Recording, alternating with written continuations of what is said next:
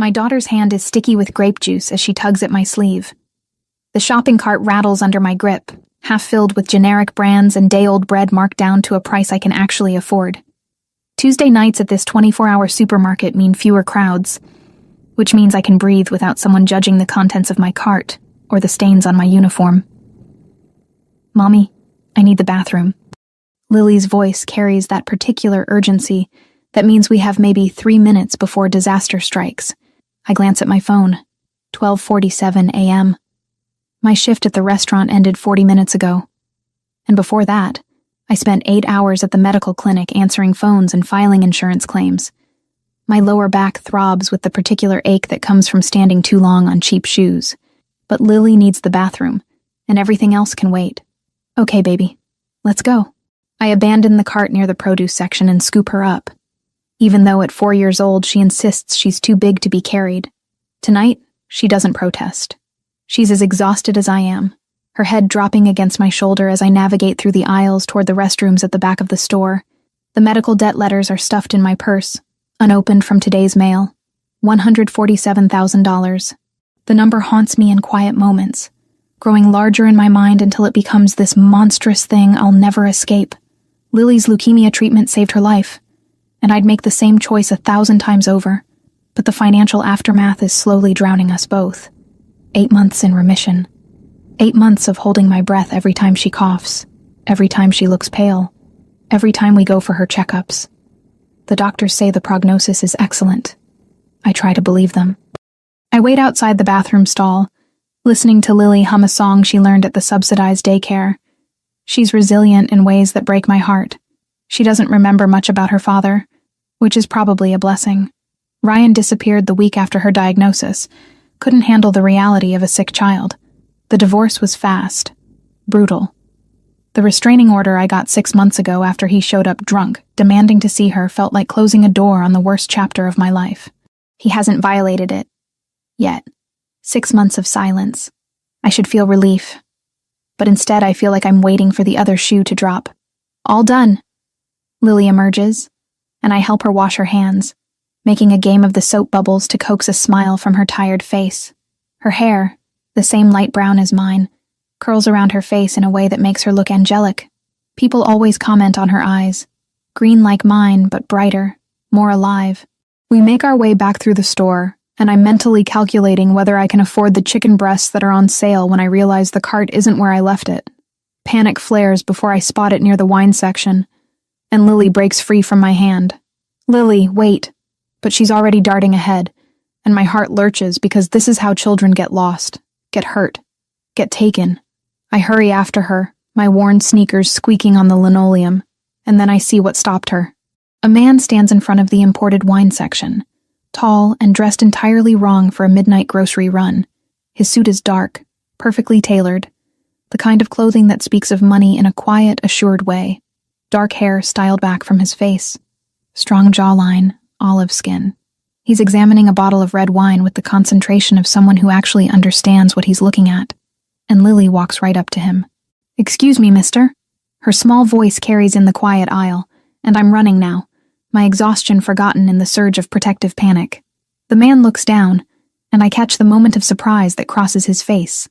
He's younger than I initially thought, mid-30s maybe, with dark eyes that seem almost black under the harsh supermarket lighting. "Can you be my new daddy?"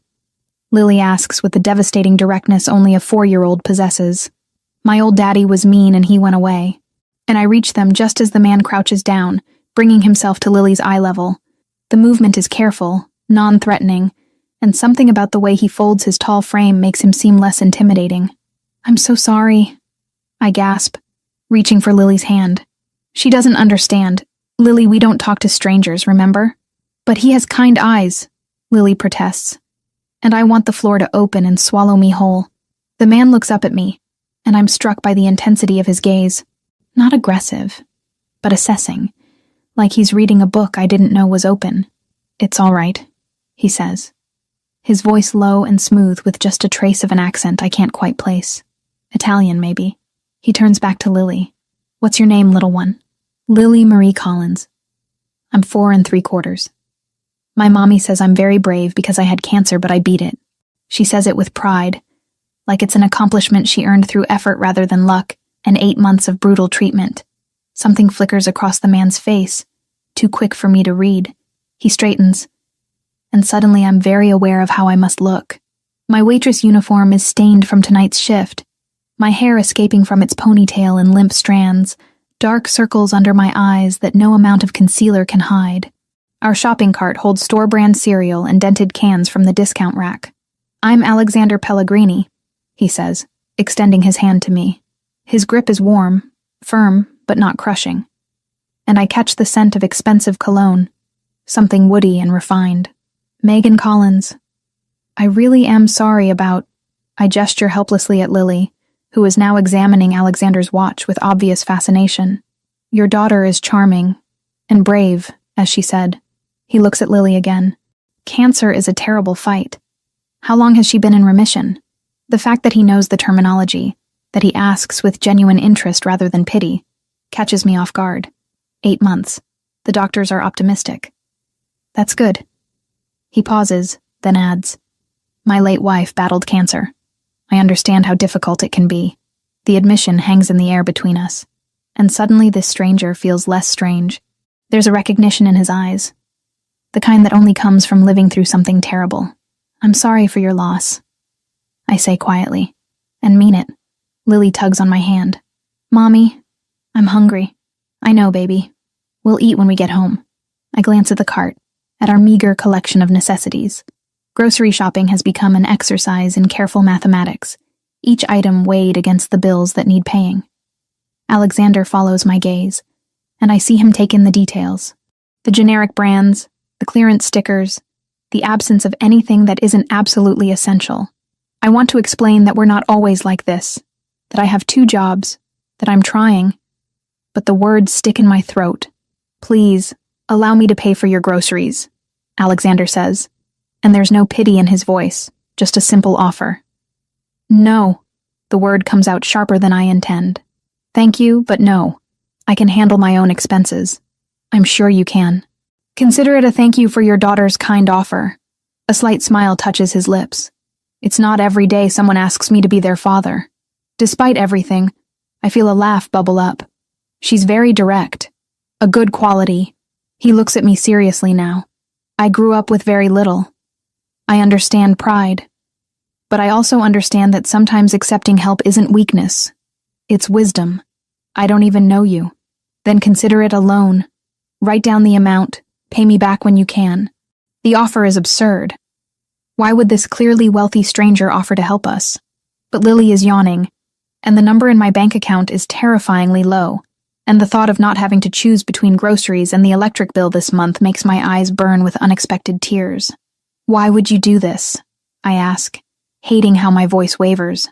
Alexander's expression softens. "Because your daughter reminds me that kindness still exists in the world. Because I can. Because saying yes doesn't obligate you to anything beyond eventually repaying a debt."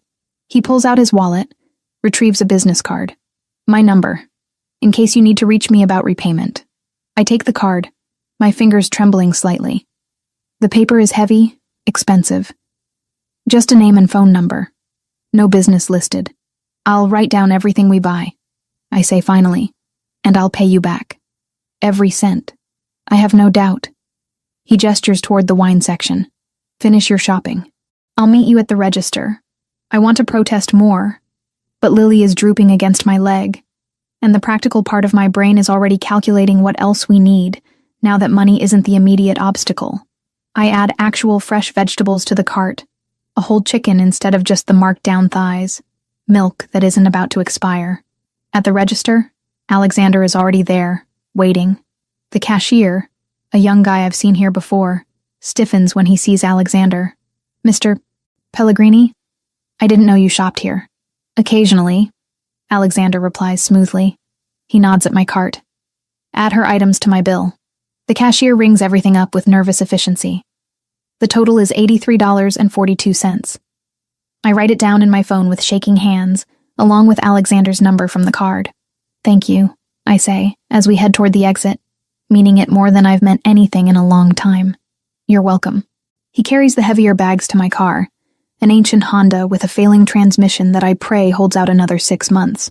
As I'm buckling Lily into her car seat, 2 men appear from the shadows near the store entrance. They're dressed in dark suits, moving with a purposeful grace that makes the hair on the back of my neck stand up. They flank Alexander without a word, and he nods to them like this is completely normal. One of the men opens the door of a black SUV parked 3 spots down. Not just any SUV, but the kind with tinted windows and a price tag that probably equals 3 years of my salary. Alexander catches me watching.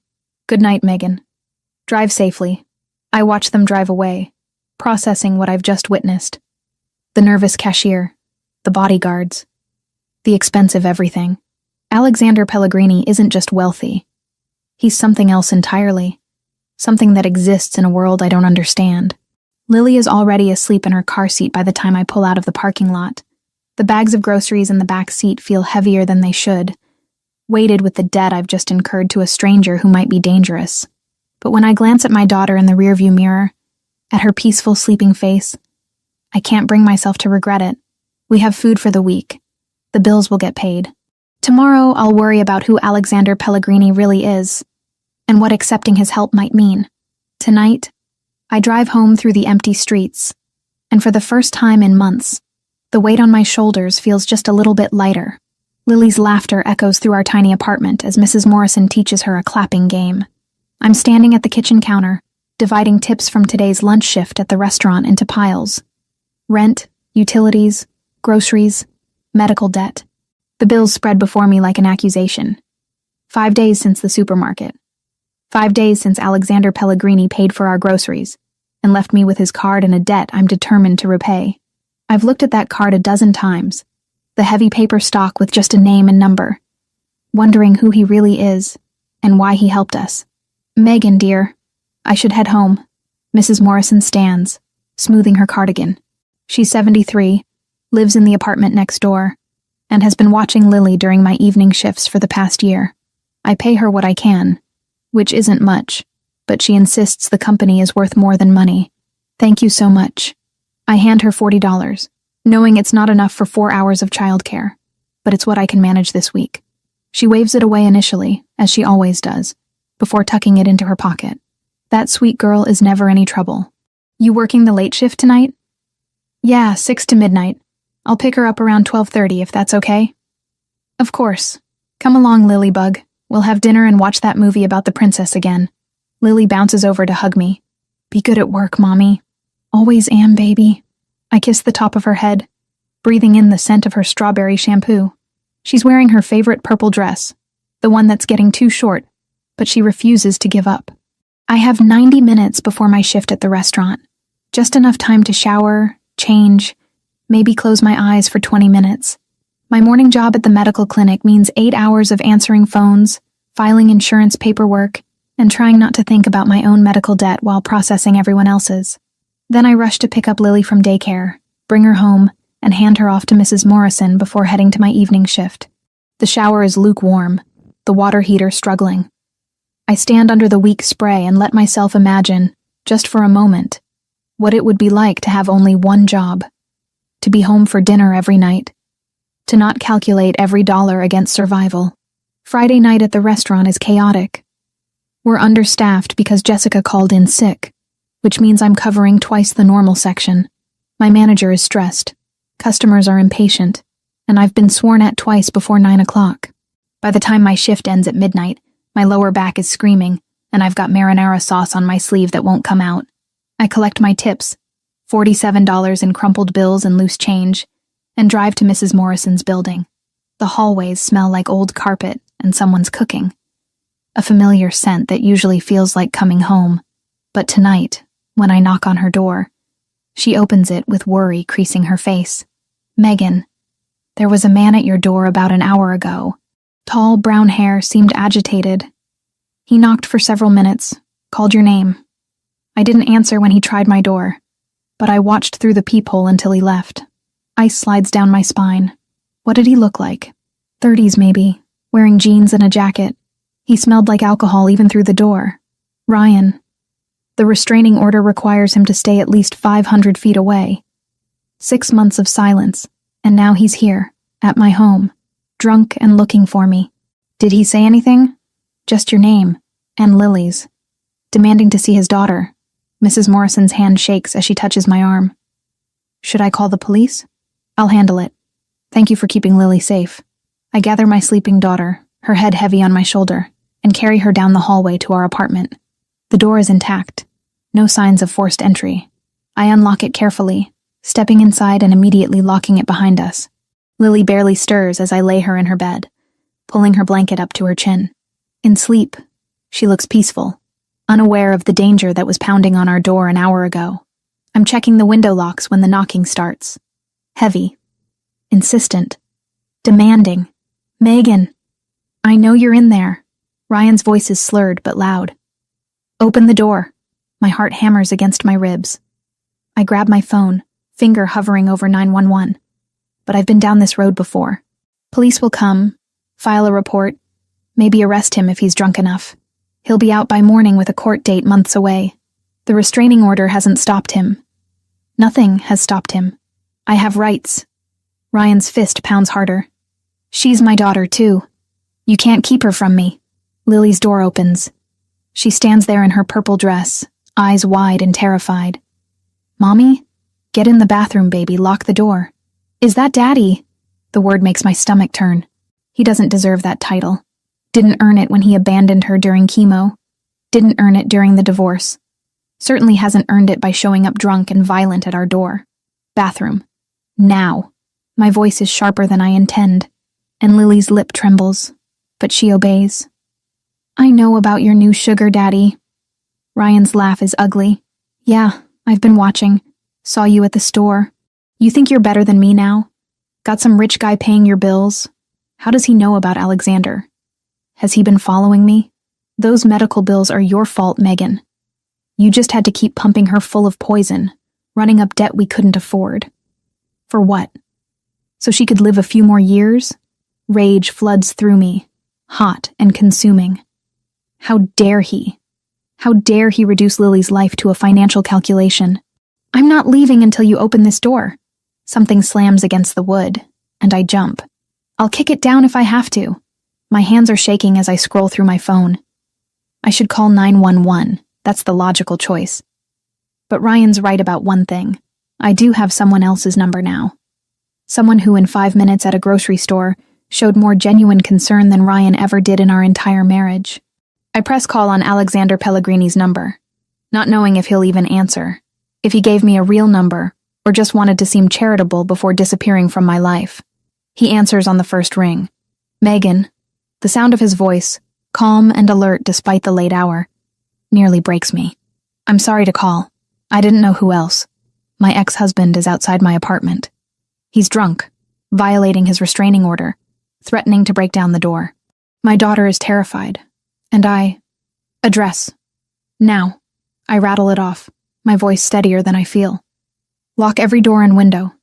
Move away from the entrance. I'm sending people now. Do you understand?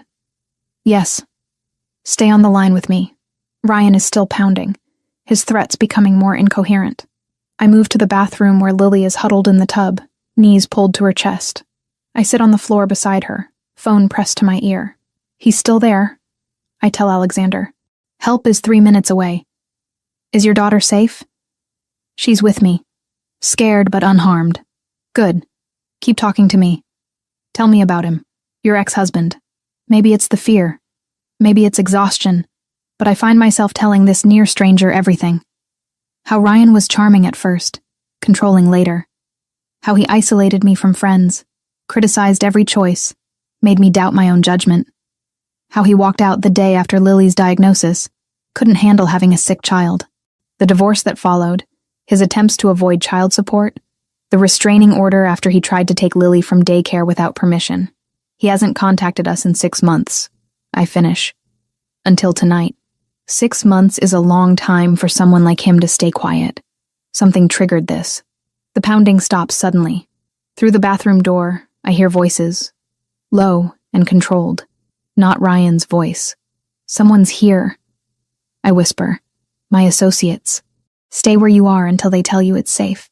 2 minutes of silence that feel like hours. Then a knock. Gentle and controlled.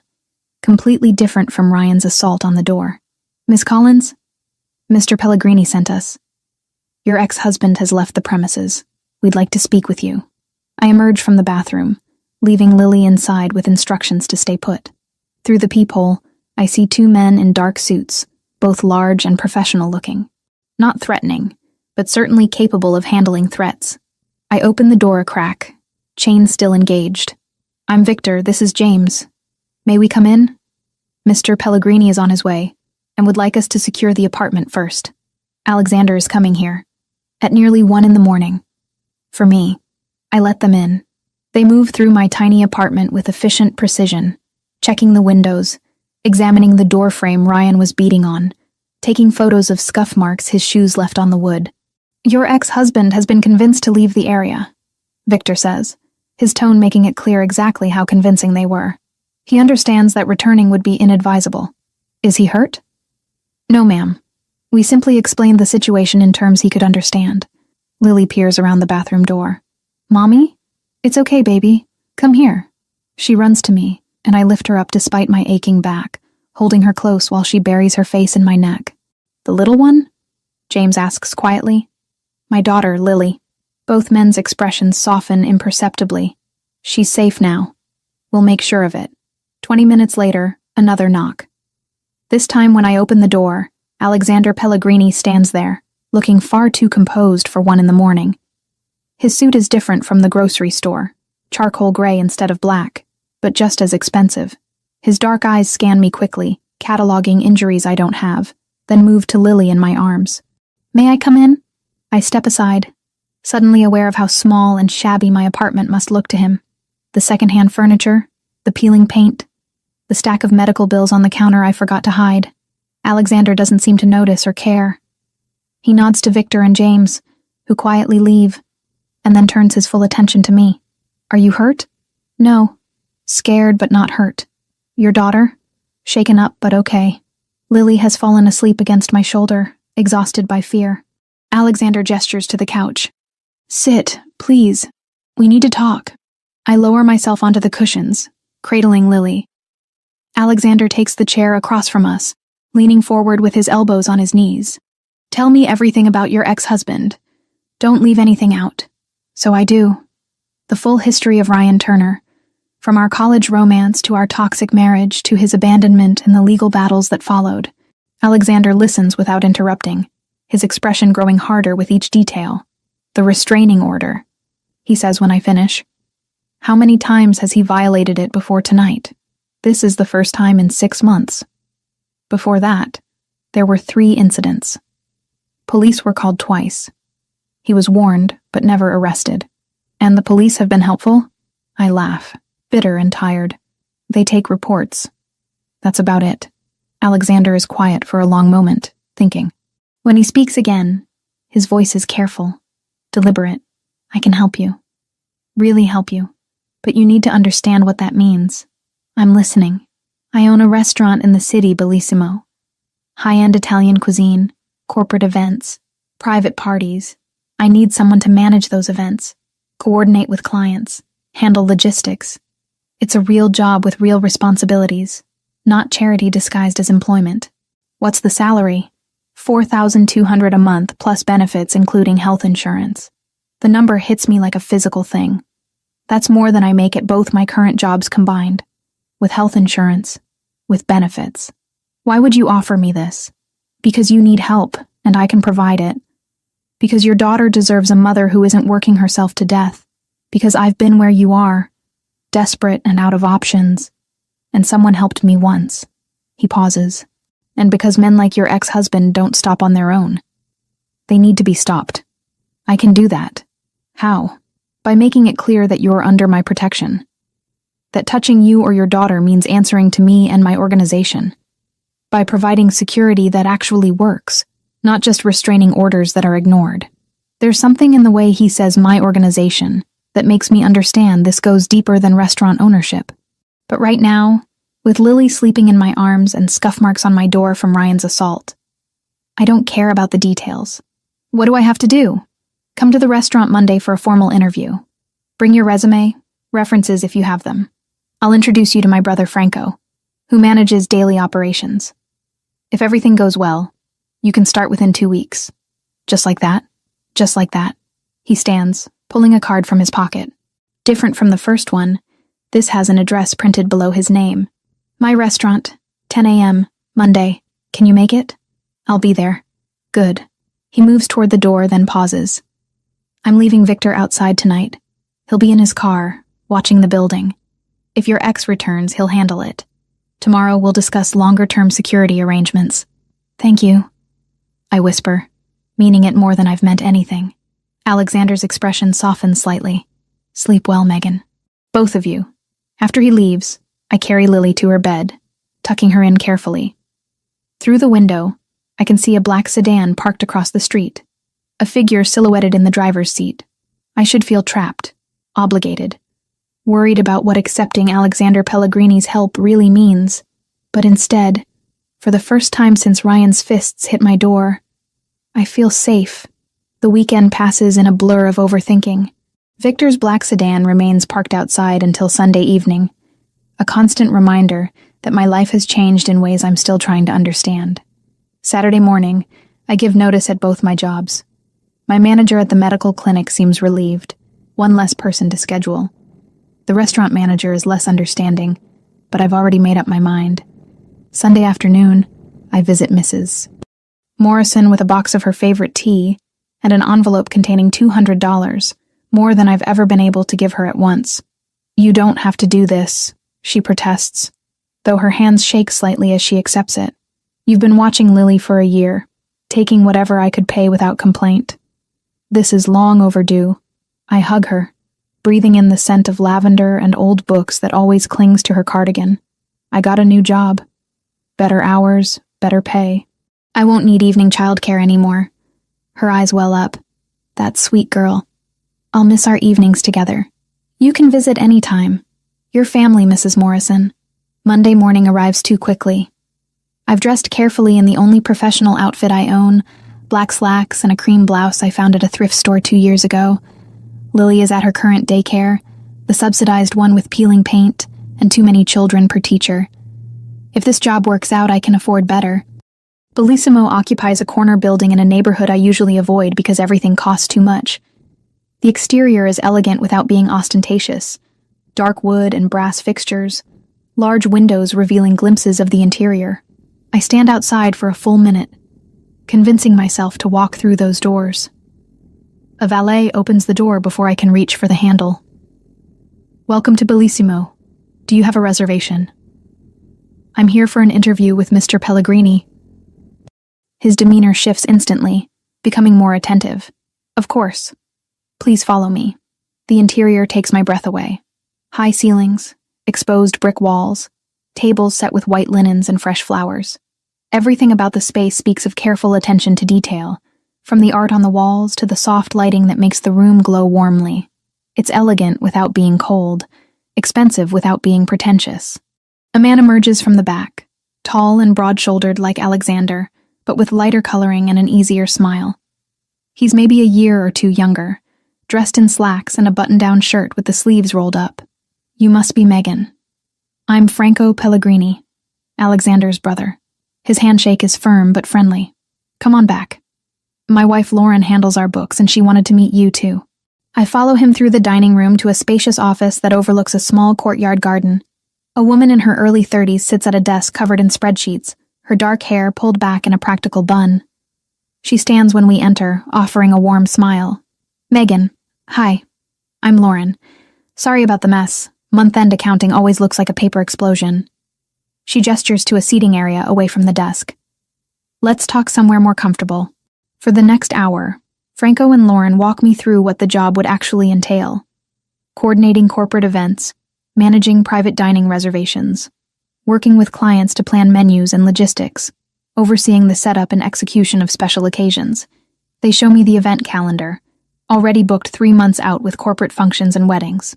Our previous coordinator left to start her own business, Lauren explains. We've been managing it ourselves, but Franco's focus needs to be on the kitchen, and I'm drowning in financial reports. We need someone organized, creative, and capable of handling high-maintenance clients. Do you have event planning experience? Franco asks, not unkindly. Not professionally, but I've been managing 2 jobs, a 4-year-old daughter, medical appointments, and bill collectors for the past year. I'm very good at organization and problem-solving under pressure. Lauren laughs. That's actually better experience than most candidates we've interviewed. This job is 90% crisis management and 10% making things look effortless. Alexander appears in the doorway, and my pulse kicks up despite my best efforts. He's wearing charcoal slacks and a white dress shirt, no jacket, looking more relaxed than I've seen him. How's the interview going? She's perfect, Lauren says immediately. When can you start? I glance at Alexander, trying to read his expression. He's watching me with that same intense focus from the grocery store, like I'm a puzzle he's trying to solve. I gave notice at my other jobs. I can start in 2 weeks. Make it 1 week, Franco suggests. We have a corporate event next Friday that's going to be chaos. You can shadow us, see how everything works. 1 week works, I agree, my heart hammering. Alexander nods once. Lauren will handle the paperwork. Salary is $4,200 per month, full benefits including health insurance. Standard employee package. The salary confirms what he told me Friday night. This is real. A legitimate job with a legitimate salary that could actually change my life. After signing more paperwork than I've seen outside of medical offices, Lauren walks me back through the restaurant. We're glad you're joining us. Alexander doesn't bring people into the fold lightly, so if he vouched for you, that means something. Into the fold? She pauses, choosing her words carefully. This family, this business, it matters to us. We take care of our own. You'll see what I mean. My last week at both jobs passes quickly. Thursday evening, as I'm leaving the restaurant where I've waited tables for 2 years, Ryan appears in the parking lot. He's leaning against my car, arms crossed, looking more sober than Friday night, but no less threatening. Nice seeing you, Megan. Ice floods my veins. You're violating your restraining order. Again. Am I? This is a public parking lot. I'm just standing here. His smile is cruel. Heard you got yourself a fancy new job. Moving up in the world. Must be nice having a sugar daddy to pay your bills. Leave me alone, Ryan. She's my daughter, too. I have rights. You have no rights. You abandoned her when she was sick. You lost custody. The restraining order is clear. Things change. I've got a lawyer now. Good one, too. We're going to revisit that custody arrangement. He pushes off my car, taking a step closer. You can't keep her from me forever. My hand is on my phone. Alexander's number already pulled up. Ryan notices. Go ahead, call your boyfriend. But I'm not doing anything illegal. Just talking to my ex-wife in a public place. He walks away, getting into a car I don't recognize, and drives off. I call Alexander anyway. He answers immediately, like he's been waiting. Ryan was here, in the parking lot where I work. He says he's getting a lawyer, challenging the custody agreement. Where are you now? Still in the parking lot. Drive to your apartment. Don't stop anywhere. Text me when you're inside safely. His voice is calm, but I can hear the steel underneath. We'll talk about this tomorrow. That night, Victor's sedan is back outside my building. Friday morning, Alexander calls before I'm fully awake. I have a property available. 2-bedroom apartment, safe neighborhood, close to an excellent daycare. Rent is $800 a month deducted from your salary. Alexander, I can't. Your ex knows where you work, where you live. He's escalating. You need to move somewhere he doesn't know about. Somewhere with better security. He pauses. This isn't charity. It's pragmatism. The building has security cameras, a doorman, and is in a neighborhood where Ryan won't be comfortable showing up drunk. He's right. And I hate that he's right. Staying in my current apartment means waiting for Ryan to show up again, and next time I might not get warning. When can I see it? This afternoon. I'll text you the address. The apartment is in a neighborhood I've always considered out of my reach. Tree-lined streets, clean sidewalks, actual shops instead of just convenience stores.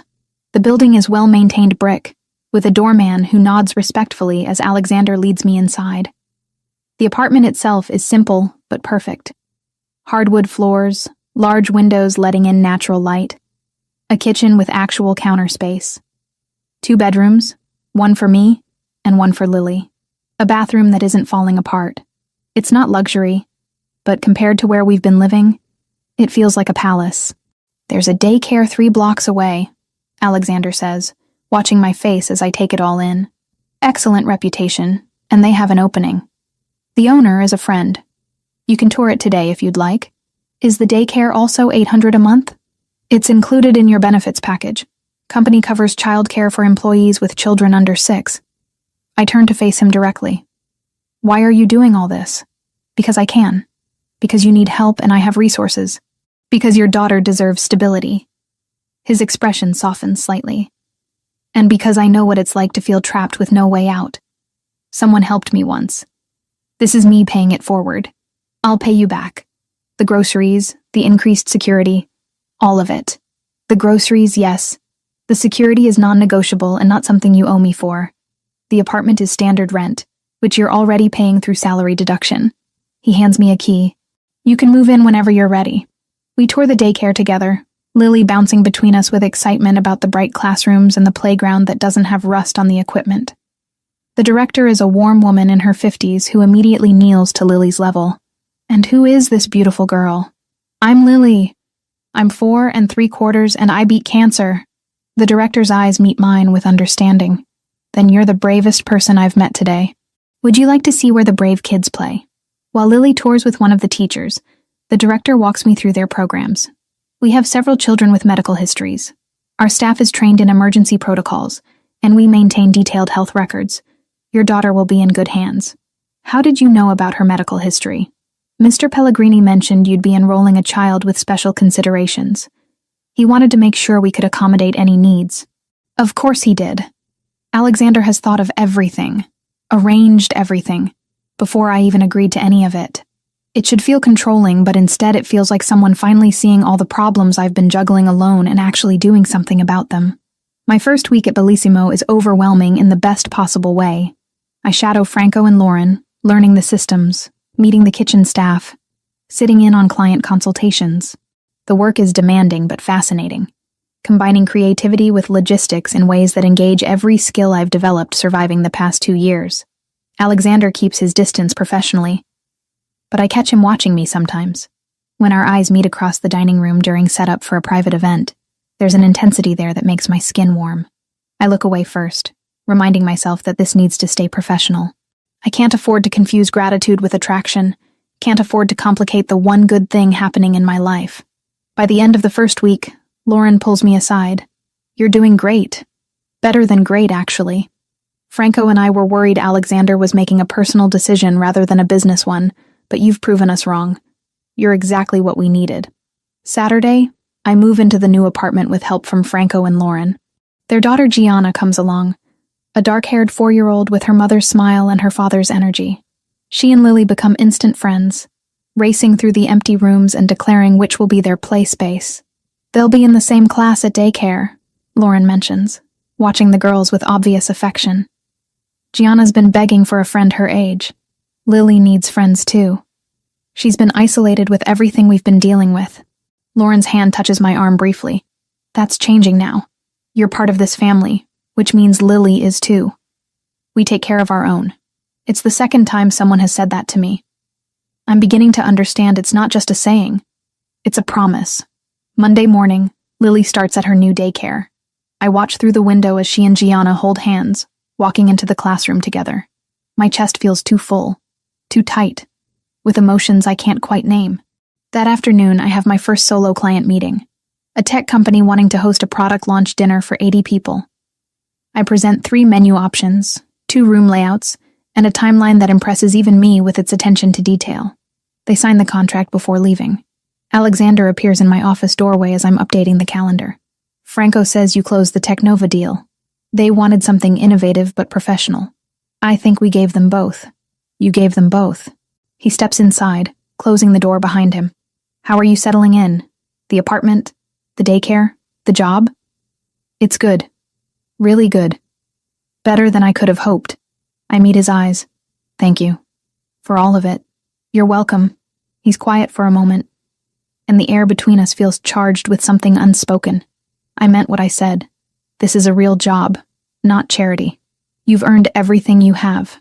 I know. But I also know you went out of your way to help me. I won't forget that. Good. His gaze holds mine for a beat too long before he turns toward the door. Keep doing what you're doing. You're exceeding expectations. After he leaves, I sit at my desk, processing everything that's changed in 3 weeks. 3 weeks ago, I was drowning. Working 2 jobs, terrified of my ex-husband, watching medical debt consume any chance at a better life. Now I have one good job, a safe home, and my daughter is thriving in an environment where she's not just surviving but actually happy. But I'm also acutely aware of the man who made it all possible, the way his presence changes the atmosphere of any room he enters, the carefully controlled power in every gesture, the intensity of his focus when he looks at me. I've accepted help from someone I barely know, someone whose world I don't understand. The rational part of my brain keeps whispering warnings about debt of a different kind, obligations that aren't written in any contract. But when I pick up Lily from daycare that evening, and she's laughing about something Gianna said, when we walk into our new apartment and she runs to her room to play with the toys Lauren bought as a housewarming gift, when I make dinner in a kitchen that actually has space to cook, I can't bring myself to regret any of it. That night, after Lily is asleep, I sit at my kitchen table with a calculator and the stack of medical bills I've been avoiding. With my new salary, I can finally do more than make minimum payments. I call the hospital billing department, negotiate through 3 different supervisors, and emerge with a settlement I almost can't believe. They'll reduce the total from $147,000 to $98,000 if I commit to paying $2,000 per month for the next 4 years. 4 years, 48 months. It's still a mountain of debt, but now it has a summit I can actually see. I accept the terms, set up automatic payments, and file the paperwork in a folder labeled Progress instead of Impossible. My phone buzzes with a text from Alexander. How was first day with Lily at new daycare? I hesitate before responding, then decide honesty is easier than pretense. Perfect. She and Gianna are already best friends. Thank you again for everything. You don't have to keep thanking me.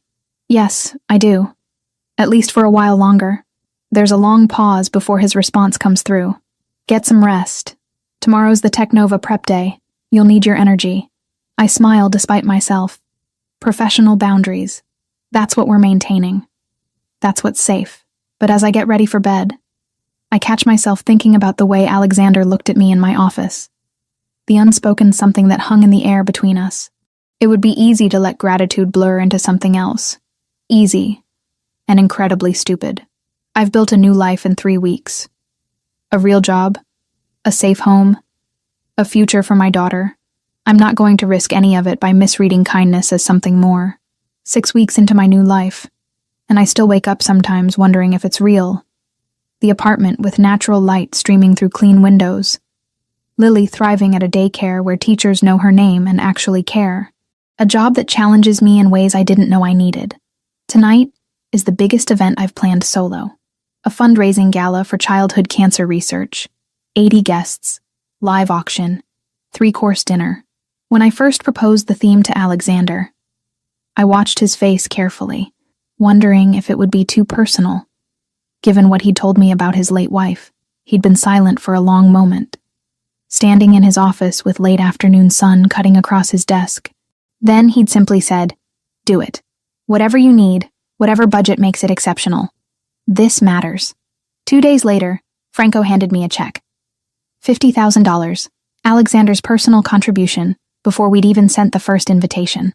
Now I'm standing in the private bathroom off the event space, staring at my reflection and barely recognizing myself. The dress Lauren insisted I borrow is emerald green silk, fitted through the bodice and flowing to mid-calf. It's the most beautiful thing I've ever worn, and definitely the most expensive thing that's ever touched my skin. You look stunning. Lauren appears behind me, adjusting her own dress, a deep burgundy that complements her dark coloring. That color is perfect on you. I feel like I'm playing dress-up. You're not. You're the woman who organized an event that's about to raise $250,000 for sick kids. She meets my eyes in the mirror. Own it. The ballroom looks exactly how I envisioned it. Round tables with cream linens and gold accents, centerpieces of white roses and candles, subtle lighting that makes everything glow warmly. The auction items are displayed along one wall. Everything from vacation packages to signed sports memorabilia to a private dinner cooked by our head chef. Guests start arriving at 7. I greet them with practiced ease, directing them to registration, answering questions, making sure everyone feels welcomed and valued. By 7:30, the room buzzes with conversation and the gentle clink of champagne glasses. Alexander arrives exactly on time, wearing a tuxedo that makes my mouth go dry. He moves through the crowd with Franco, stopping to shake hands and exchange words with various guests.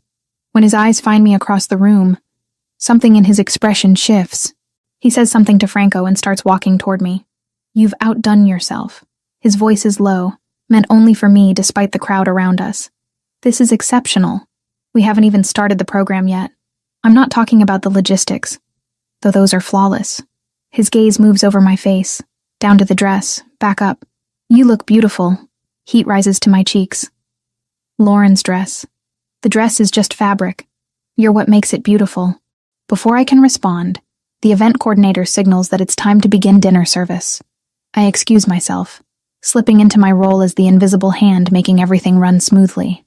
Between courses, I coordinate the silent auction closing, prep the auctioneer for the live portion, and ensure the slideshow of children who've benefited from cancer research is cued correctly. During the video presentation, I stand at the back of the room, watching faces as images of kids in hospital beds transition to kids in remission, thriving, living. I see Lily in every single one of them. My throat tightens. A warm hand touches the small of my back.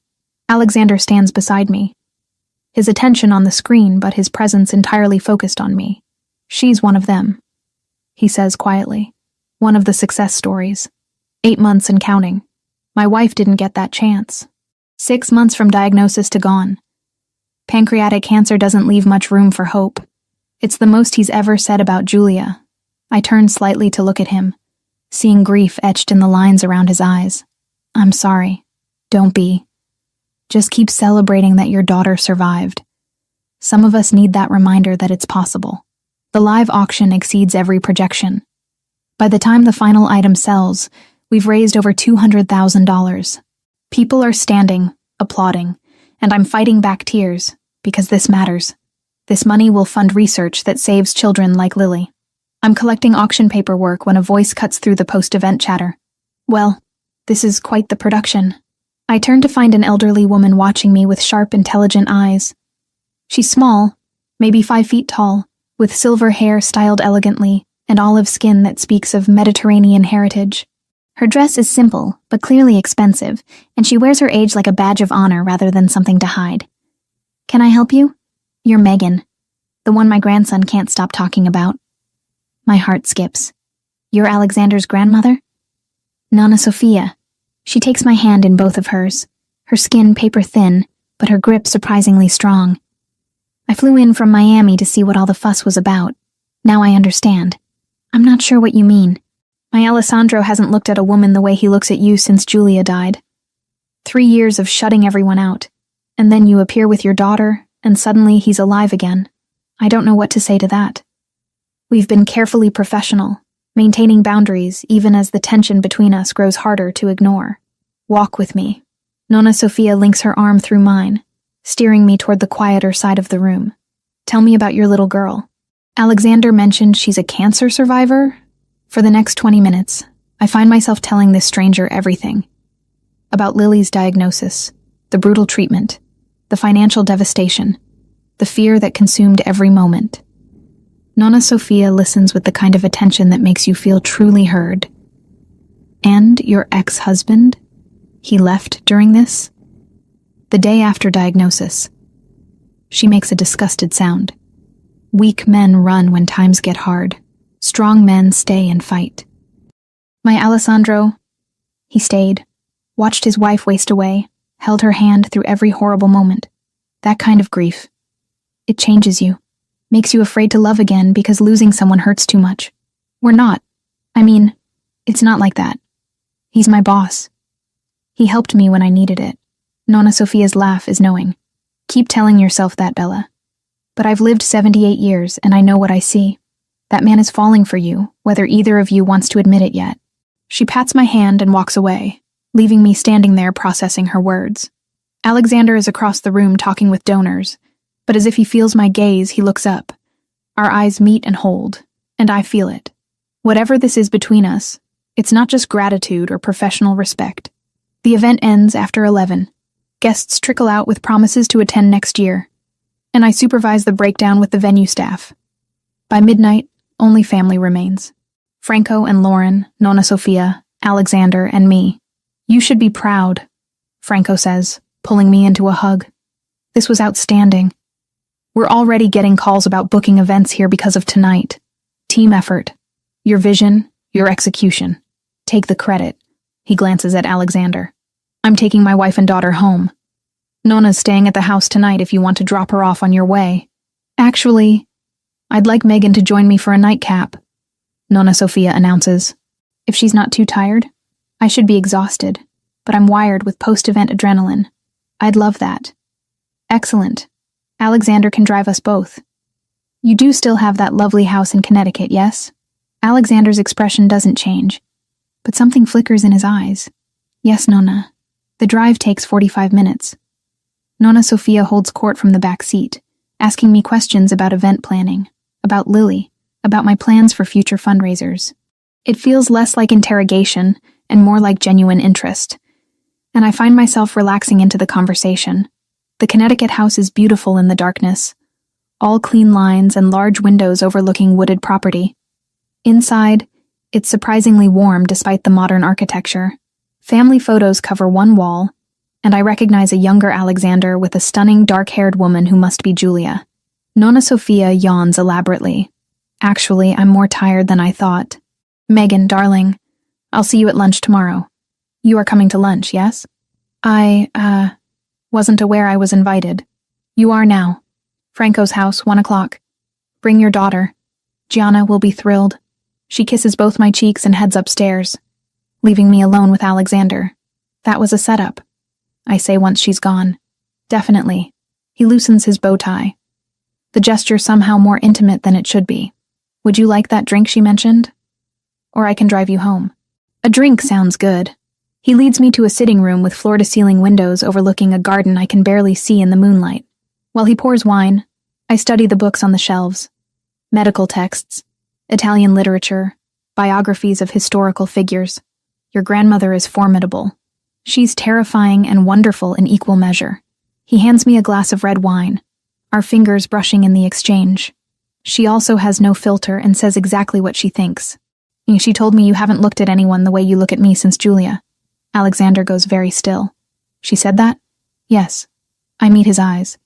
Deciding honesty is easier than pretending. Is it true? He's quiet for a long moment, swirling wine in his glass. When he finally speaks, his voice is raw. Julia was my entire world. We met in Milan when I was 28, married 6 months later. She was brilliant and kind, and made me want to be better than I was. When she got sick, I watched her deteriorate day by day. Watched cancer steal her piece by piece until there was nothing left but pain, and then nothing at all. Alexander, I swore I'd never do that again. Never let someone matter that much. It's easier to be alone than to risk that kind of loss. He sets down his glass and steps closer. Then you walked into my life with your fierce love for your daughter and your refusal to give up no matter how hard things got. And suddenly I couldn't stay closed off anymore. My heart hammers against my ribs. I don't know what to say. You don't have to say anything. I just need you to know that what Nonna sees, it's real. I'm trying very hard to keep things professional because you work for me and because you've been through hell and don't need complications. But it's getting harder every day. I set my own glass down, my hands trembling slightly.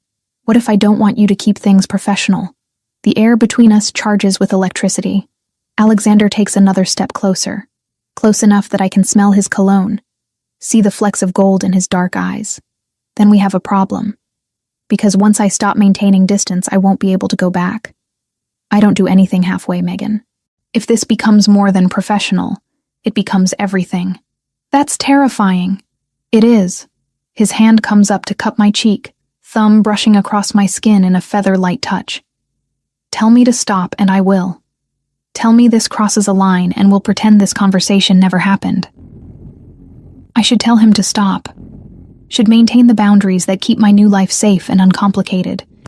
But standing here in the moonlight with his hand on my face and 3 years of grief and loneliness reflected in his eyes, I can't make myself say the words.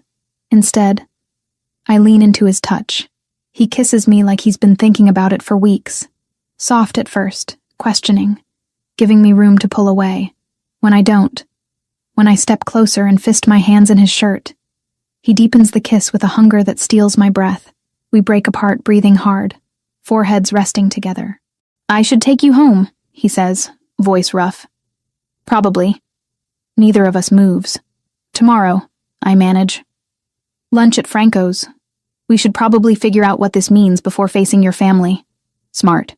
He pulls back slightly, running a hand through his hair.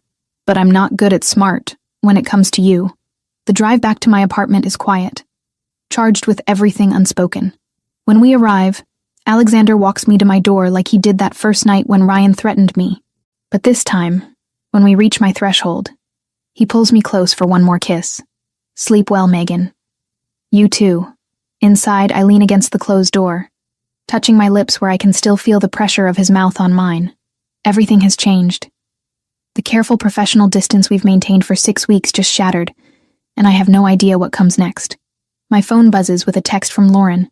Gianna is so excited Lily is coming to lunch tomorrow. Also, Nonna Sofia called me giggling about playing matchmaker. Should I be concerned? I laugh despite everything. Your grandmother-in-law is terrifying. But was she successful? I hesitate, then type honestly. Yes, finally. You two have been dancing around each other for weeks. About time someone pushed you together. See you at 1 tomorrow. Wear something comfortable. The girls will want to play outside. Saturday morning, Lily bounces around our apartment with infectious energy. We're going to Gianna's house. Can I wear my purple dress? Whatever you want, baby. She chatters the entire drive to Franco and Lauren's house in the suburbs. A beautiful colonial with a sprawling backyard perfect for children. Gianna meets us at the door, grabbing Lily's hand and dragging her toward the playroom before I can even say hello. Lauren laughs. Come on in. Fair warning, Nonna Sofia is in full Italian grandmother mode. She's been cooking since dawn and has opinions about everything. Inside, the house smells like garlic and tomatoes and fresh bread. Nonna Sofia commands the kitchen, directing Franco and Alexander as they chop vegetables and set the table. It's so domestic, so normal, that it makes my chest ache. There she is. Nonna Sofia pulls me into a hug that smells like rosemary and perfume. Bella, you look rested. Someone sleep well last night? Alexander catches my eye across the kitchen, and heat floods my face. The girls are in the playroom, Lauren says, rescuing me. Want to check on them? We find Lily and Gianna building an elaborate fort out of couch cushions and blankets. They're laughing, completely absorbed in their game, and seeing Lily this happy makes everything worth it. She's thriving, Lauren observes. The teachers at daycare say she's come out of her shell completely. She needed stability, friends her own age, a chance to just be a kid instead of a patient. You gave her that. You made hard choices and fought for her. That's real strength, Megan. Before lunch, Alexander suggests taking the girls to the park down the street. We walk there together, Lily and Gianna running ahead while we follow at a more sedate pace. About last night, Alexander starts. We don't have to analyze it to death.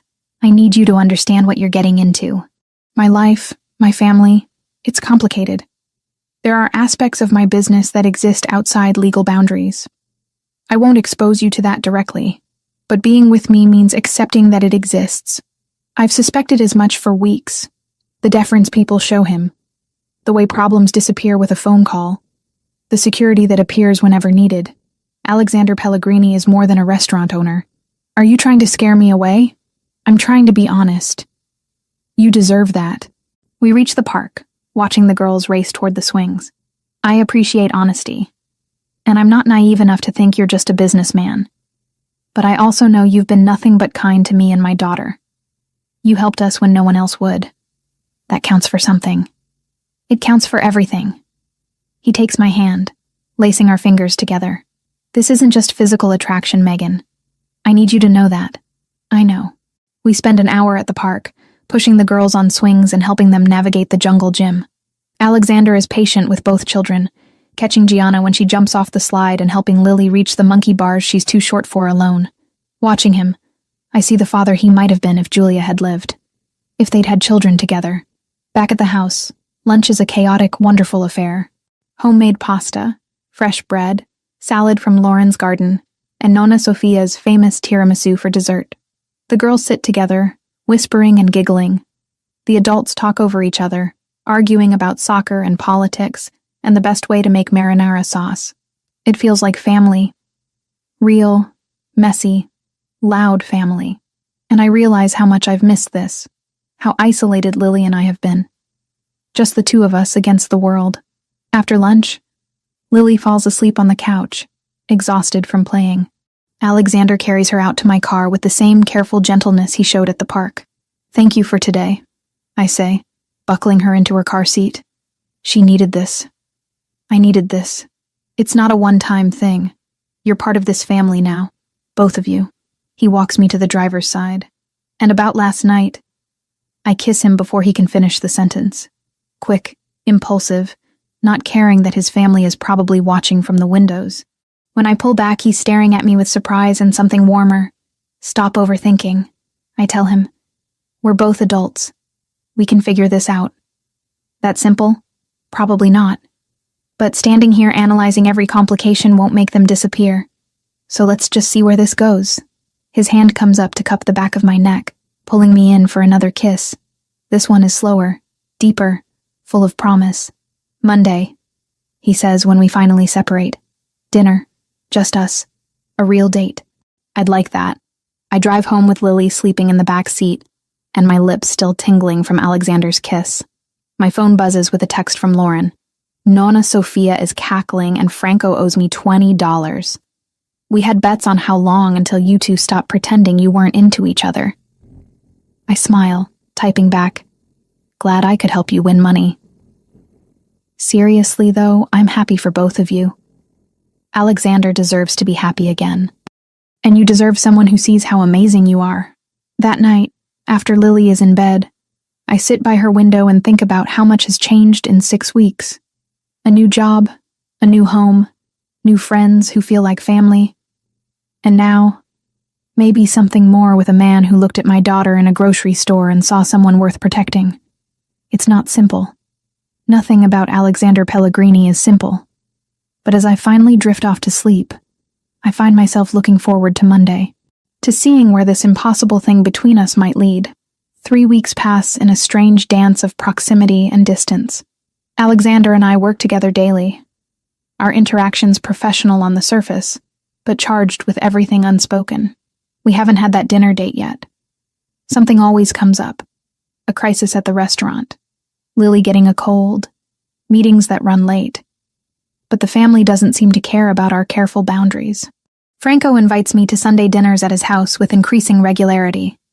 Lauren texts me photos of Gianna and Lily at daycare. Even Nonna Sophia calls from Miami twice, asking pointed questions about when Alexander and I are going to stop being ridiculous and just admit we're together. "You're both adults," she says during her second call, exasperation clear even through the phone. Life is short. My Julia understood that better than anyone. She wouldn't want Alessandro to spend the rest of his life alone, grieving. It's complicated, Nonna. Love is always complicated. That doesn't mean you avoid it. She sighs. "I'm flying back to Miami tomorrow, but I want you to know I approve.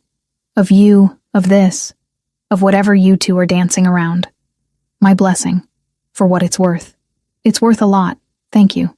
Thursday afternoon, Lily has her scheduled checkup with her oncologist. I take the morning off, bringing her to the hospital where we spent so many terrifying months. The waiting room still makes my stomach clench. Muscle memory of fear I can't quite shake. Dr. Morrison greets us with her usual warm efficiency. "How's my favorite patient?" "I'm good. I have a best friend named Gianna, and we play princess every day at school." Lily bounces in her chair, no trace of the sick child she used to be. The examination is thorough. Blood work, physical assessment, questions about symptoms or concerns. When Dr. Morrison finally looks up from her notes, she's smiling. Everything looks excellent. 2 years since treatment ended, all markers are exactly where we want them. If we continue seeing these results, we'll start spacing out appointments to every 6 months instead of every 3. Relief floods through me so intensely I have to grip the edge of the exam table. 6 months? She's doing beautifully, Megan. Whatever you're doing, keep doing it. I text Alexander the news before we even leave the parking lot. His response is immediate. That's wonderful. Celebrate with dinner tonight? My treat. Both of you. We meet him at a casual Italian place near my apartment. Not bellissimo, but somewhere warm and family-friendly. Lily chatters through the entire meal about daycare, and Gianna and the upcoming field trip to the aquarium. Alexander listens with genuine interest, asking questions, making her laugh. Watching them together, I feel something shift in my chest. This isn't just attraction anymore. It's deeper, more complicated, more terrifying. After dinner, as Alexander walks us to my car, he catches my hand. You're quiet. Just processing good news. It's been a while since we've had any. Get used to it. Things are changing. His thumb brushes across my knuckles. For the better. Friday night brings the corporate event I've been planning for weeks. A pharmaceutical company celebrating the launch of a new product. 200 guests, open bar, seated dinner. It's the biggest event I've managed solo. And everything needs to be perfect. By 9 o'clock, the evening is running smoothly. Dinner service is flawless, the speeches are well received, and guests are mingling happily with their drinks. I'm coordinating dessert service when one of the pharmaceutical executives approaches me, clearly intoxicated. You're the event planner? His words slur slightly, and he stands too close. You did a great job. Really great. Thank you, sir. I'm glad you're enjoying the evening. Such a beautiful woman. Your boyfriend is a lucky man. His hand lands on my arm, fingers pressing into my skin with uncomfortable pressure. I step back, maintaining my professional smile. If you'll excuse me, I need to check on dessert service. He follows me, persistent. Don't be like that. Just trying to give you a compliment. So serious. You should smile more. His hand reaches for my waist, and I dodge, moving behind a high-top table to create distance. Sir, I need to get back to work. One drink. Just one. Come on, don't be stuck up. Before I can respond, Alexander appears. I hadn't seen him enter the room, but suddenly he's there, inserting himself between me and the drunk executive with smooth precision. Is there a problem? His voice is calm, almost pleasant, but there's steel underneath. The executive tries to wave him off. No problem, just talking to the pretty lady. The pretty lady is working, and you're making her uncomfortable. Alexander's hand closes around the man's wrist, not roughly, but with unmistakable firmness. I think you need some air. Do you know who I am? My company just spent $50,000. I know exactly who you are, Mr. Patterson. And right now you're drunk and harassing my employee at an event you're meant to be enjoying professionally. Alexander's voice drops lower, and I see the executive's face pale. Whatever Alexander says next is too quiet for me to hear, but the effect is immediate. 2 security personnel materialize from somewhere, flanking the executive. They escort him out with practiced efficiency, and the other guests barely notice. But I noticed. I saw the controlled violence in Alexander's posture, the dangerous edge that emerged when he grabbed the man's wrist. This is the side of him I've only glimpsed before, the part that exists outside boardrooms and restaurant management. The rest of the event proceeds without incident, but I can't stop replaying that moment. The way Alexander shifted from restaurant owner to something else entirely. Something capable of real harm. After the last guest leaves and the cleanup crew takes over, Alexander finds me in my office. Are you all right? I'm fine. I've dealt with drunk men before. You shouldn't have to. Not here. Not anywhere. He leans against my desk, arms crossed. I spoke with his company. Mr. Patterson will be attending sensitivity training and issuing a formal apology. His employer was horrified. You didn't have to do that.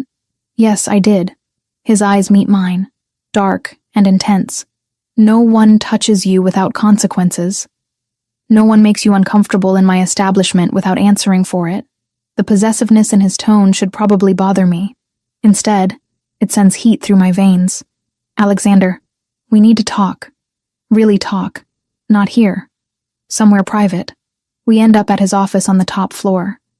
The city spread out below us through floor-to-ceiling windows. He pours 2 glasses of wine, hands me one, and sits across from me with deliberate distance between us. You saw something tonight, he begins. Something that probably scared you. I saw you protect me. That's not scary. The way I did it should concern you, because it's a glimpse of what I really am, Megan. Not just a restaurant owner, not just a businessman. I take a sip of wine, gathering my thoughts. I've suspected for a while that your business interests extend beyond Bellissimo. They do. He sets down his glass, leaning forward with his elbows on his knees. My family is involved in what you might call territorial protection. We mediate disputes that people can't or won't take to the legal system. We maintain order in communities where police are ineffective or corrupt. We control certain activities that exist whether we're involved or not, and our involvement makes them safer. You're talking about organized crime. I'm talking about pragmatic solutions to problems the legal system can't address. His expression is serious, unflinching. Is everything we do legal? No. Do I justify it by saying we help more people than we hurt? Yes. But I won't lie to you and pretend I'm just a legitimate businessman. That's not who I am. The honesty is jarring. Most people would dance around it, use euphemisms, maintain plausible deniability. Alexander is laying it out clearly, giving me the truth I need to make an informed decision. Why are you telling me this now? Because what's between us is getting serious. Because you deserve to know what you're getting into before we go any further.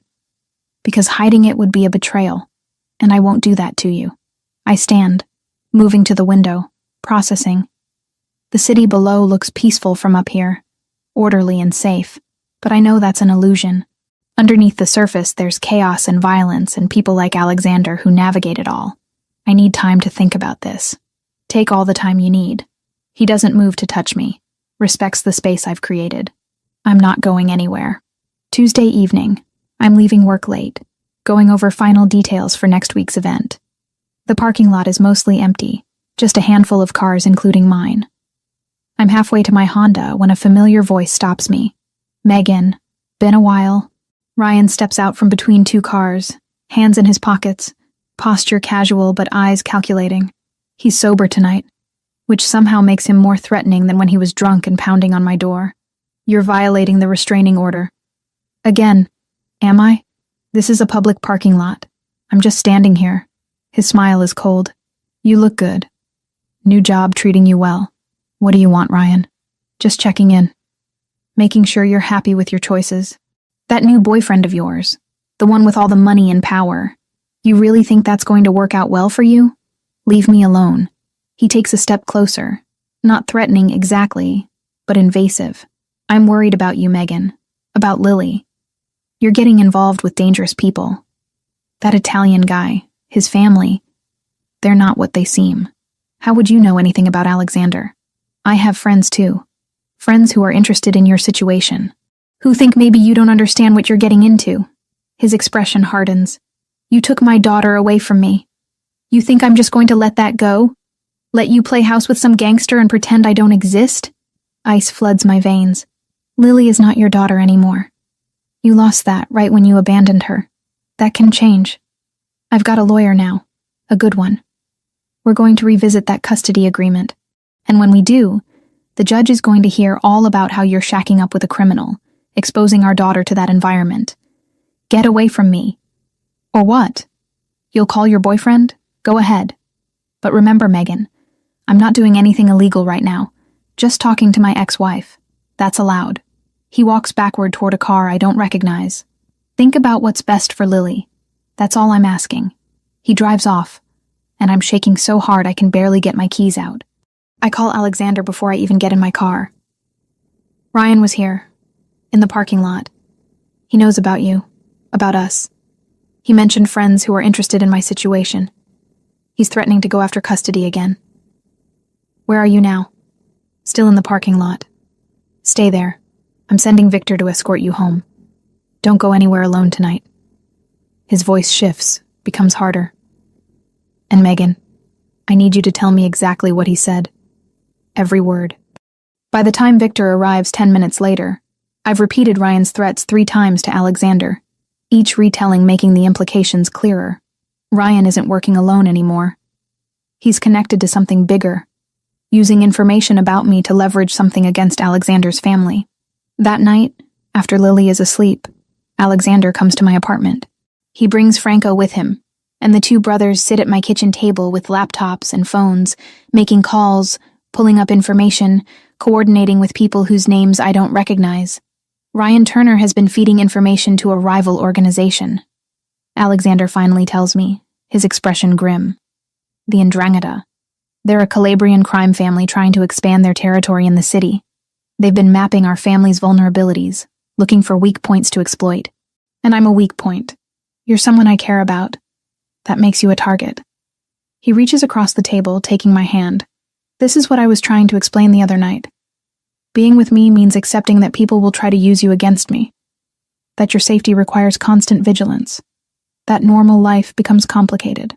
Franco closes his laptop. We can protect you. We have resources, experience with this kind of threat. But it means increased security. Disruption to your routine, living with the awareness that people are watching. Or, Alexander continues, his voice careful, I can arrange for you and Lily to relocate. Different city, new identities if necessary, financial support to start over somewhere safe. Away from Ryan. Away from this threat. Away from me. The choice is laid out clearly. Stay and accept all the complications of Alexander's world, or leave with help to build a new life somewhere else. It should be an easy decision. Choose safety for my daughter. Walk away from the man who makes my life complicated. But as I look at Alexander's face, at the genuine concern there mixed with hope he's trying to hide, I realize it's not simple at all. These past weeks have shown me what life could be. Not just the material improvements, but the family I found in Franco and Lauren, and even fierce Nona Sofia. The way Lily has blossomed with Gianna as her friend. The feeling of being part of something larger than just myself and my daughter against the world. And Alexander himself, the way he looks at me like I'm worth protecting. The gentleness he shows Lily. The honesty he's offered even when lies would be easier. I'm staying, I hear myself say. We're staying. Lily and me. Whatever that means. Whatever complications come with it. I'm not running anymore.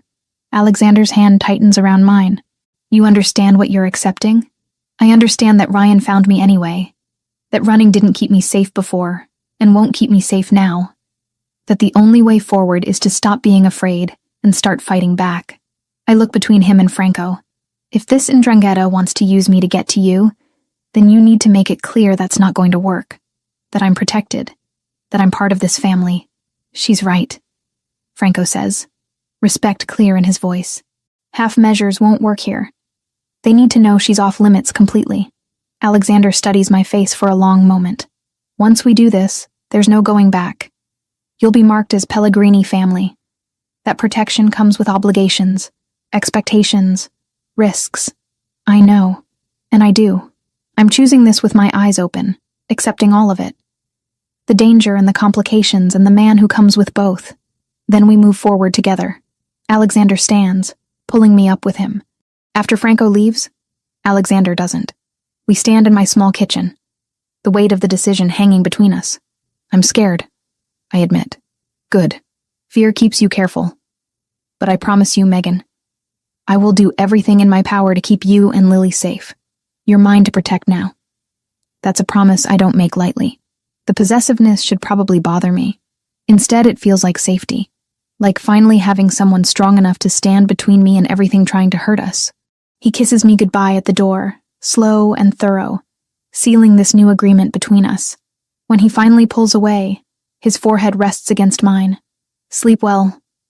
Tomorrow we start making arrangements. After he leaves, I check on Lily, watching her sleep peacefully in her bed, unaware of the dangerous choice I just made on her behalf. I've chosen Alexander's world, with all its complications and risks. I've chosen to stop running and start standing my ground. I just hope it's the right choice, for both of us. The changes happen fast. By Wednesday morning, a driver named Thomas is assigned to me and Lily full-time. He's professional, quiet, and always seems to know where we need to be before I tell him. A second man, Marcus, shadows us at a careful distance.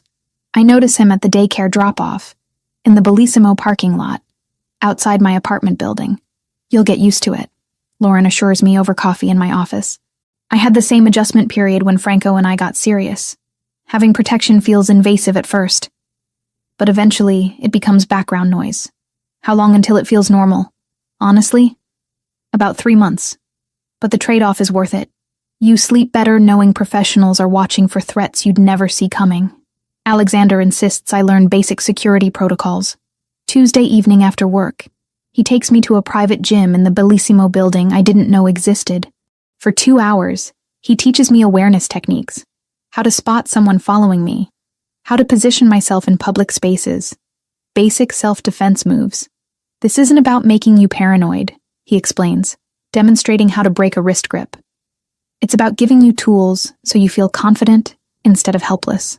His hands are gentle as he guides my movements, patient when I mess up the sequence. But underneath the instruction, there's an intensity that reminds me this isn't theoretical. These are skills I might actually need. Thursday afternoon, I'm in the middle of finalizing seating arrangements for Saturday's wedding when my phone rings. Unknown number. I almost don't answer, but something makes me pick up. Miss Collins. This is Principal Waverly from Bright Horizons Daycare. Her voice is carefully controlled, too calm. There's been an incident involving Lily. She's safe, but I need you to come immediately. My heart stops. What kind of incident? 2 men attempted to take her from the playground during outdoor time. Our security intervened. Police are here. Please come now. I don't remember grabbing my purse or running through the restaurant. Thomas has the car running before I reach the parking lot. Marcus already in the passenger seat speaking rapidly into his phone. The 15-minute drive takes 8 minutes, and every second feels like drowning. Alexander's voice comes through the car speakers, Thomas having connected the call through Bluetooth. Megan, listen to me. Lily is unharmed. My security team contained the situation.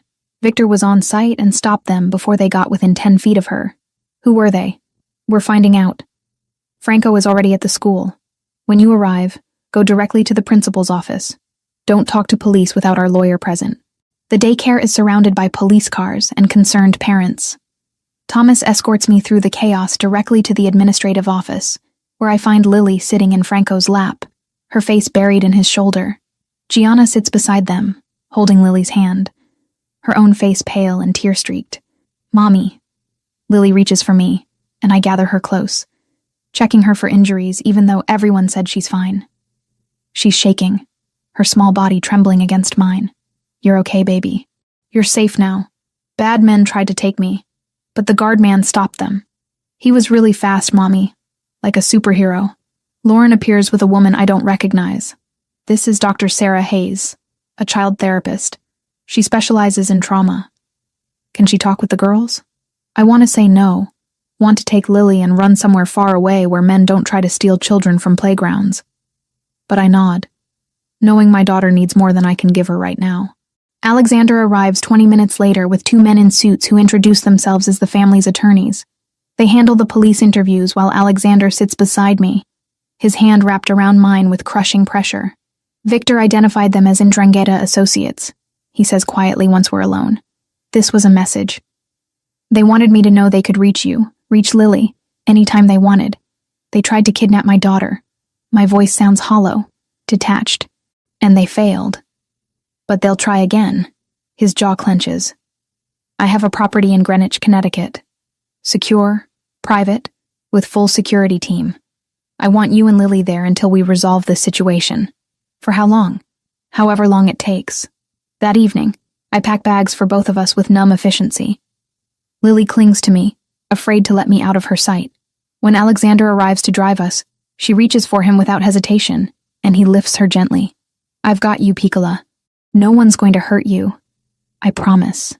The Greenwich property is beautiful in the fading light, a modern house set back from the road behind high walls and iron gates. Inside, it's surprisingly warm despite the expensive furnishings. Family photos cover one wall, and there are toys in the living room that look recently placed. Gianna's here? Lily perks up slightly. She and her parents are staying for a few days, too. For safety. Alexander sets her down. Why don't you go find her? I think she's upstairs in the playroom. Lily runs off, and I finally let myself break. The tears come hard and fast, and suddenly Alexander's arms are around me, holding me while I sob against his chest. I almost lost her. If your guard hadn't been there, but he was there. She's safe. You're both safe. How is this my life? How did I go from worrying about paying bills to worrying about kidnapping attempts? His hand strokes my hair, steady and grounding. Because you chose to stop running, because you stood up to people who want to use fear as a weapon. That takes courage, Megan. Real courage. Franco and Lauren appear, and Lauren immediately pulls me into a hug. The girls are upstairs playing. Dr. Hayes is coming tomorrow to work with them. We'll get through this together. The house has 6 bedrooms. Lily and Gianna insist on sharing one, needing each other's company after the trauma of the day. Alexander puts me in the room next to theirs, with his own room across the hall. That night, I check on Lily a dozen times. Each time, I find her curled up next to Gianna, both girls sleeping fitfully. Around 2 a.m, I give up on sleep and go downstairs to the kitchen. Alexander is already there, standing by the window overlooking the dark garden. He's in sleep pants and a t-shirt, his hair mussed, looking more human than I've ever seen him. Can't sleep either? I ask, thinking about all the ways today could have gone worse. He turns to face me. I've dealt with threats my entire adult life. It's part of the world I chose. But watching you go through this, knowing I brought this danger to you and Lily, you didn't bring it. Ryan did. The Ndrangheta did. You're the one keeping us safe. Am I? Or am I the reason you need protection in the first place? I move closer, taking his hand. You're the reason Lily is alive and well cared for, instead of dealing with medical debt and an abusive father. You're the reason I have a job I love and friends who feel like family. Don't diminish that because of what happened today. He pulls me close, and we stand there in the quiet kitchen, holding each other.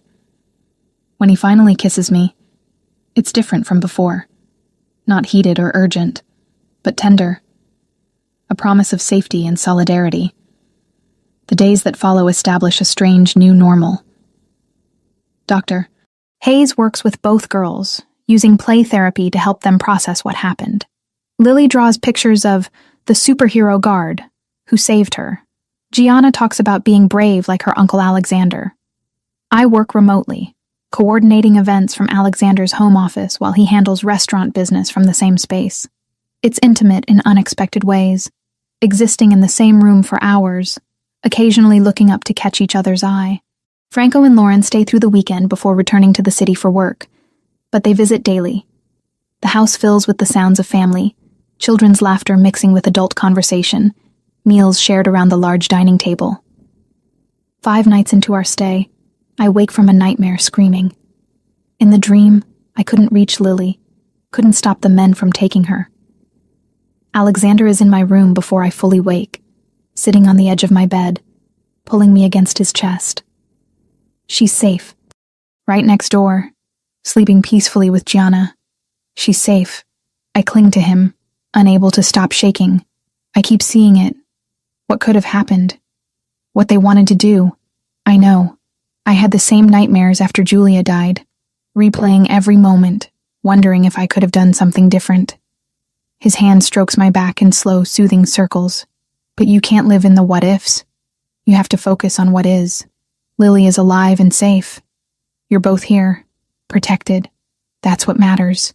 I'm so tired of being scared. Then let me carry that fear for a while. That's what I'm here for. We talk for hours in the darkness, about loss and fear, and the weight of protecting people we love. Alexander tells me about Julia's last days, how helpless he felt watching her fade. I tell him about the moment the doctor said Lily had cancer, how the world tilted and never quite righted itself. You understand, I whisper, what it's like to be terrified of losing someone. Better than I wish I did. He tucks a strand of hair behind my ear, but I also understand what it's like to find someone worth fighting for again, worth risking the fear of loss. The kiss happens naturally this time. No questioning, no hesitation.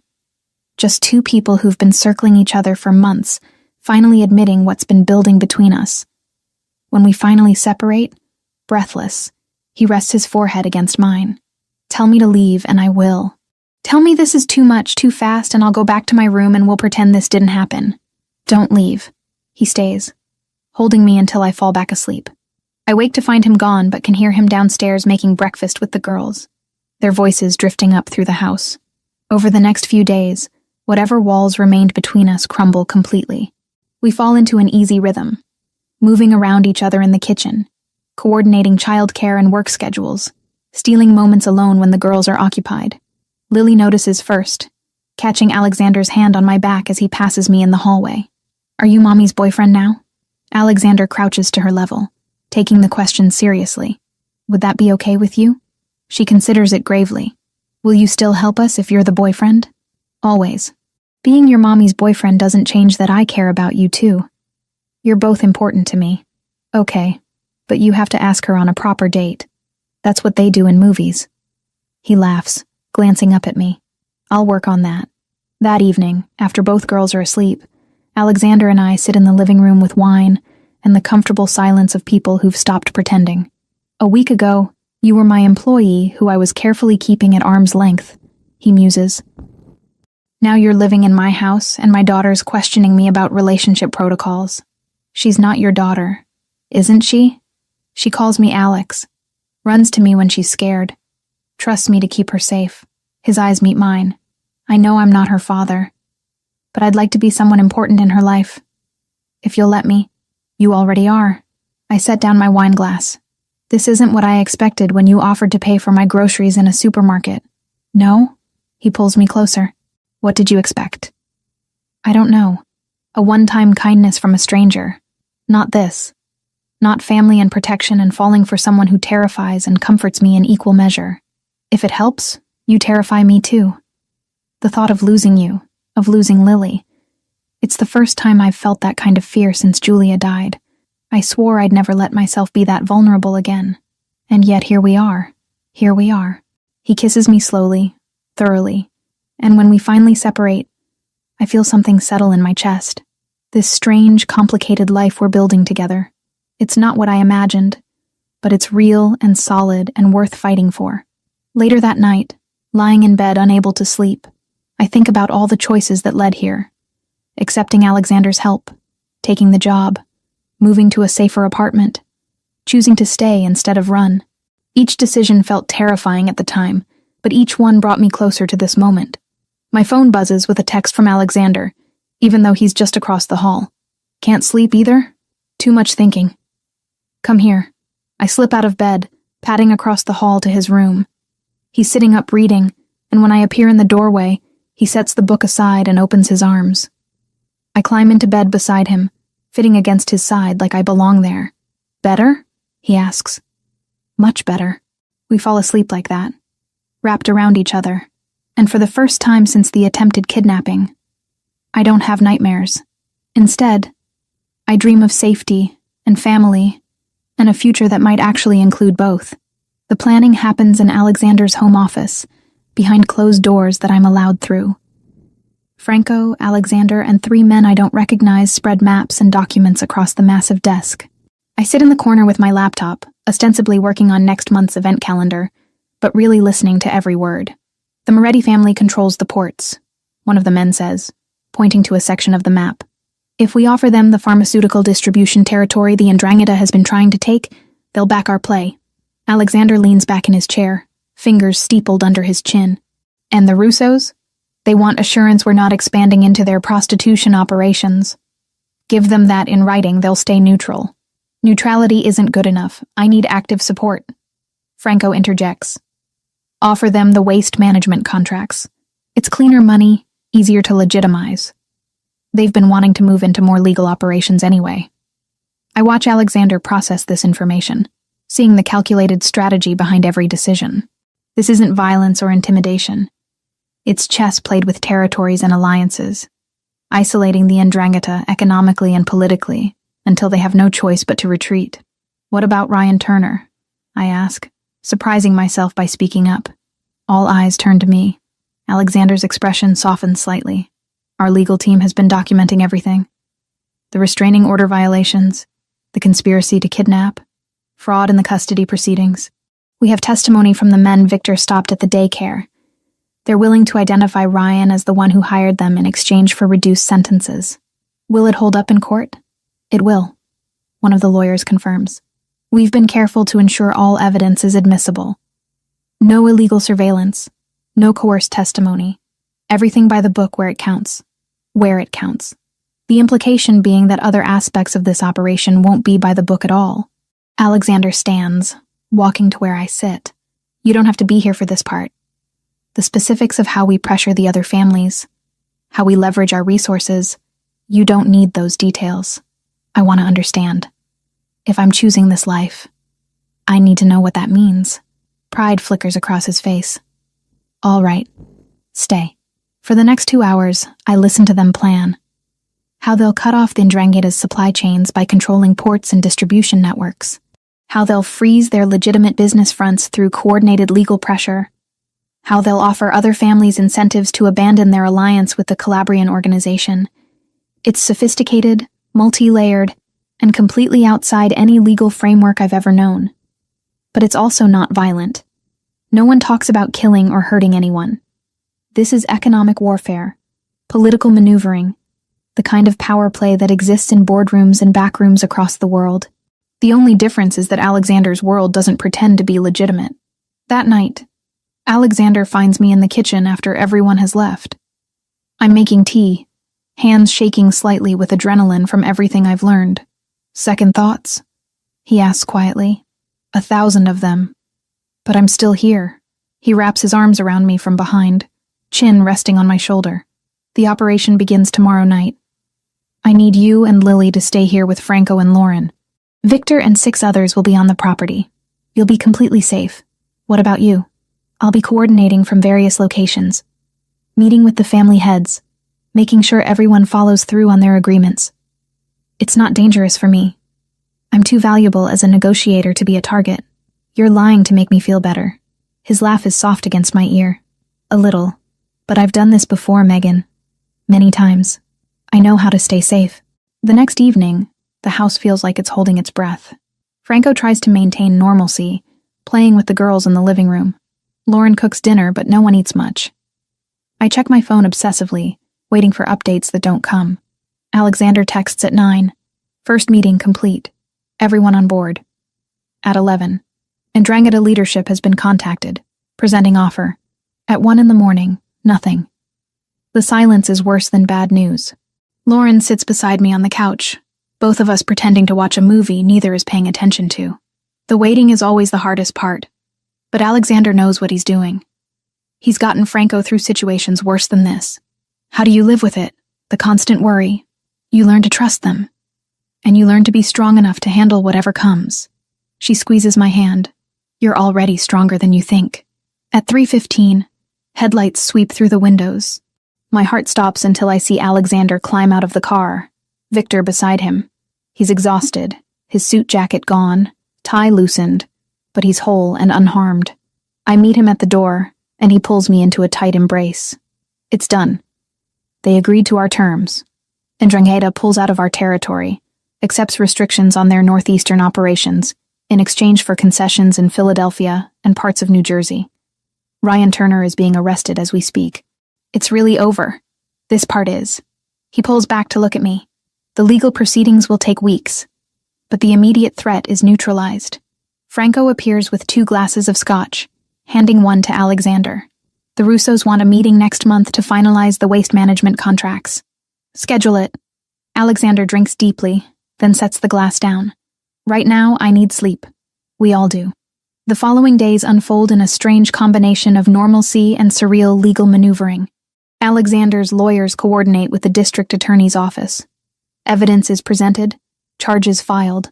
Ryan is denied bail as a flight risk, and for violating a restraining order during an attempted kidnapping conspiracy. I'm called to give a deposition, recounting every incident of abuse, every threat, every violation.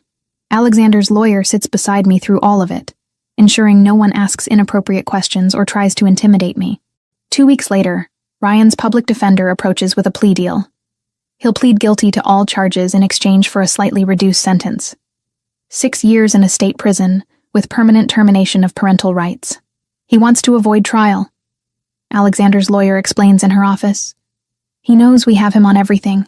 The attempted kidnapping alone carries serious time, and the violation of the restraining order adds to it. This way, he gets a somewhat reduced sentence and doesn't have to face a jury. Will he really serve 6 years? With good behavior, maybe 4.5.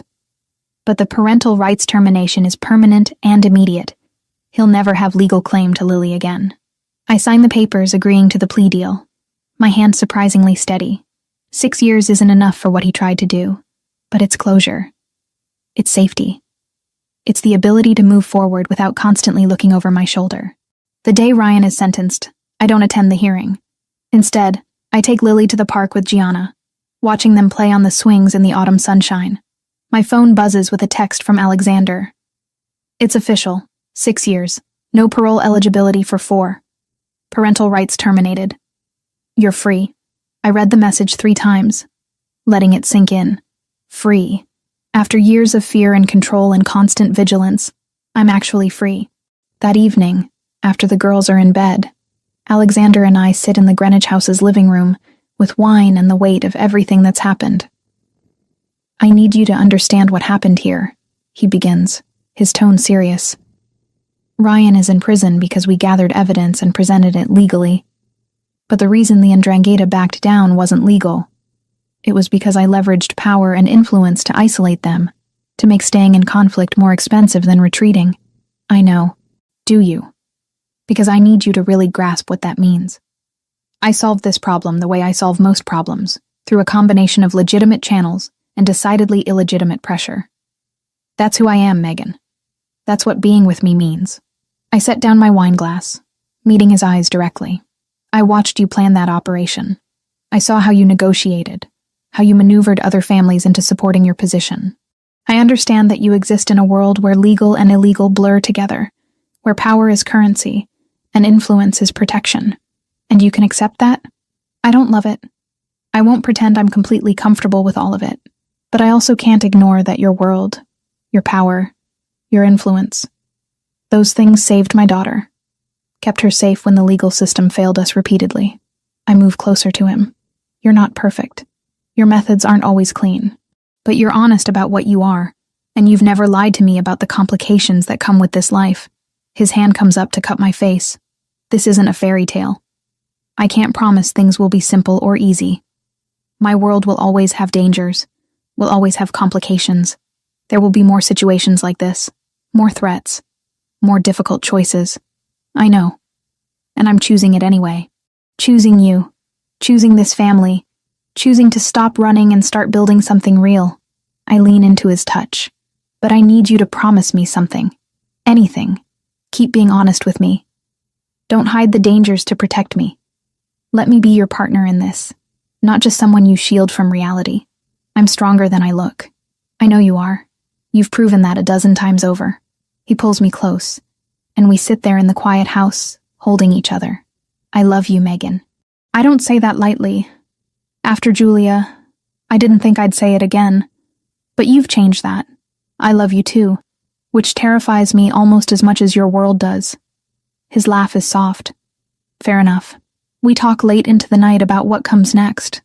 Moving back to the city, returning to normal routines, building a life that acknowledges both the legitimate and complicated aspects of Alexander's world. It's not the clean, simple future I imagined when I was younger, but it's real, and it's ours. The next morning, Lily climbs into bed between us, chattering about a dream she had where she and Gianna were princesses who saved a kingdom. Alexander listens with complete attention, asking questions, making her laugh. Watching them together, I see the future taking shape. Not perfect, not simple, but full of love and loyalty and fierce protection. Later, while the girls play outside under Victor's watchful eye, Franco and Lauren come by for brunch. We sit around the dining table, coffee and pastries spread between us, and it feels like family. Real, complicated, unconventional family. So when are you two going to stop pretending this is casual and just move in together officially? Lauren asks, direct as always. I nearly choke on my coffee. Alexander just smiles. We're taking things at our own pace. Your pace is glacial. You're in love with each other. You're already living together half the time. Lily calls him Alex. Just make it official. Lauren. Franco warns, but he's grinning. What? Someone has to say it. Life's too short for unnecessary complications.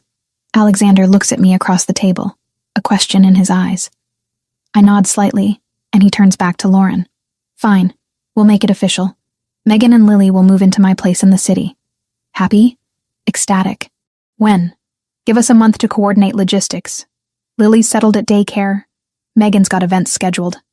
We'll plan the move around those. It's decided just like that, our lives merging with casual efficiency over brunch. Later, after Franco and Lauren leave, I find myself standing at the windows overlooking the garden, processing how much has changed in just a few months. Alexander joins me, arms wrapping around my waist. Having regrets about the brunch announcement? No. Surprisingly, no. A few months ago, I was drowning in debt and fear. Now I'm planning to move in with a man who operates in the gray areas between legal and illegal, and I'm okay with it. That should probably concern me more than it does. But it doesn't? Not anymore. I've spent too much time being scared, making choices based on fear. This choice, this life with you, it's based on something else. Love, trust, partnership. That feels worth the complications. He turns me to face him. I will spend every day trying to be worthy of that trust. I know you will. We kiss there by the windows, the autumn sun warming our faces, and I feel something settle in my chest. This is my life now, not the one I planned, not the safe, simple existence I thought I wanted. But it's real and honest and mine. That night, tucked into Alexander's bed with his arms around me, I think about all the choices that led here, some made from desperation, some from hope, all leading to this moment. Ryan is in prison. The Ndrangheta has retreated. Lily is safe and thriving. And I'm building a future with a man who showed me that strength sometimes looks like accepting help, that love can exist in complicated spaces, and that family isn't always neat and conventional. Outside, Victor maintains his watch. Inside, Lily sleeps peacefully down the hall. Beside me, Alexander's breathing evens out into sleep, and for the first time in years, I feel truly safe. Not because all the dangers are gone, but because I've stopped facing them alone. 8 months have passed since Ryan's sentencing, and life has settled into something I never quite expected. Not the fairy tale ending I imagined as a young woman, but something more solid, more real. Alexander and I officially moved in together 3 months ago, combining households in his spacious apartment in the city. Lily transitioned seamlessly, already spending so much time here that the move felt natural rather than disruptive. This morning, I wake to the sound of Alexander making coffee in the kitchen, Lily's laughter mixing with his deeper voice. They're planning something, conspiring over breakfast, and I take a moment to simply listen before joining them. "Morning," I say, padding into the kitchen in my pajamas. Lily is perched on a stool at the island, still in her purple nightgown, eating pancakes that Alexander has shaped into lopsided hearts. "Mommy, Alex made special pancakes. Look." She points at her plate with syrup-sticky fingers. I see that. Very fancy. I accept the coffee Alexander hands me, his kiss landing on my temple in an easy gesture of affection. "Gianna's birthday party is Saturday," Lily announces. "Can we go shopping for a present today after school? We'll see." I have a meeting this afternoon about the December events. My role at Bellissimo has expanded significantly. I now manage a team of 3 coordinators, overseeing all private events, corporate functions, and special occasions. The restaurant hosts high-profile clients regularly, and last month we catered a fundraiser that brought in over $500,000 for literacy programs. It's demanding work, but I love every challenging minute of it. My phone buzzes with a text from Lauren. "Family dinner tonight?" Franco's grilling. I show the message to Alexander, who nods. "Tell her we'll be there." Thursday has become our standing family dinner night. Sometimes at Franco and Lauren's house in the suburbs, sometimes here, occasionally at the Greenwich property when we all need to escape the city. It's routine now, comfortable and expected. These weekly gatherings where Lily and Gianna dominate the conversation, and the adults trade stories about work and life. At the restaurant, my morning is consumed by logistics. A tech company wants to host their annual gala here in February. 200 guests, multiple dietary restrictions, specific branding requirements. I coordinate with the kitchen staff, design preliminary floor plans, calculate costs.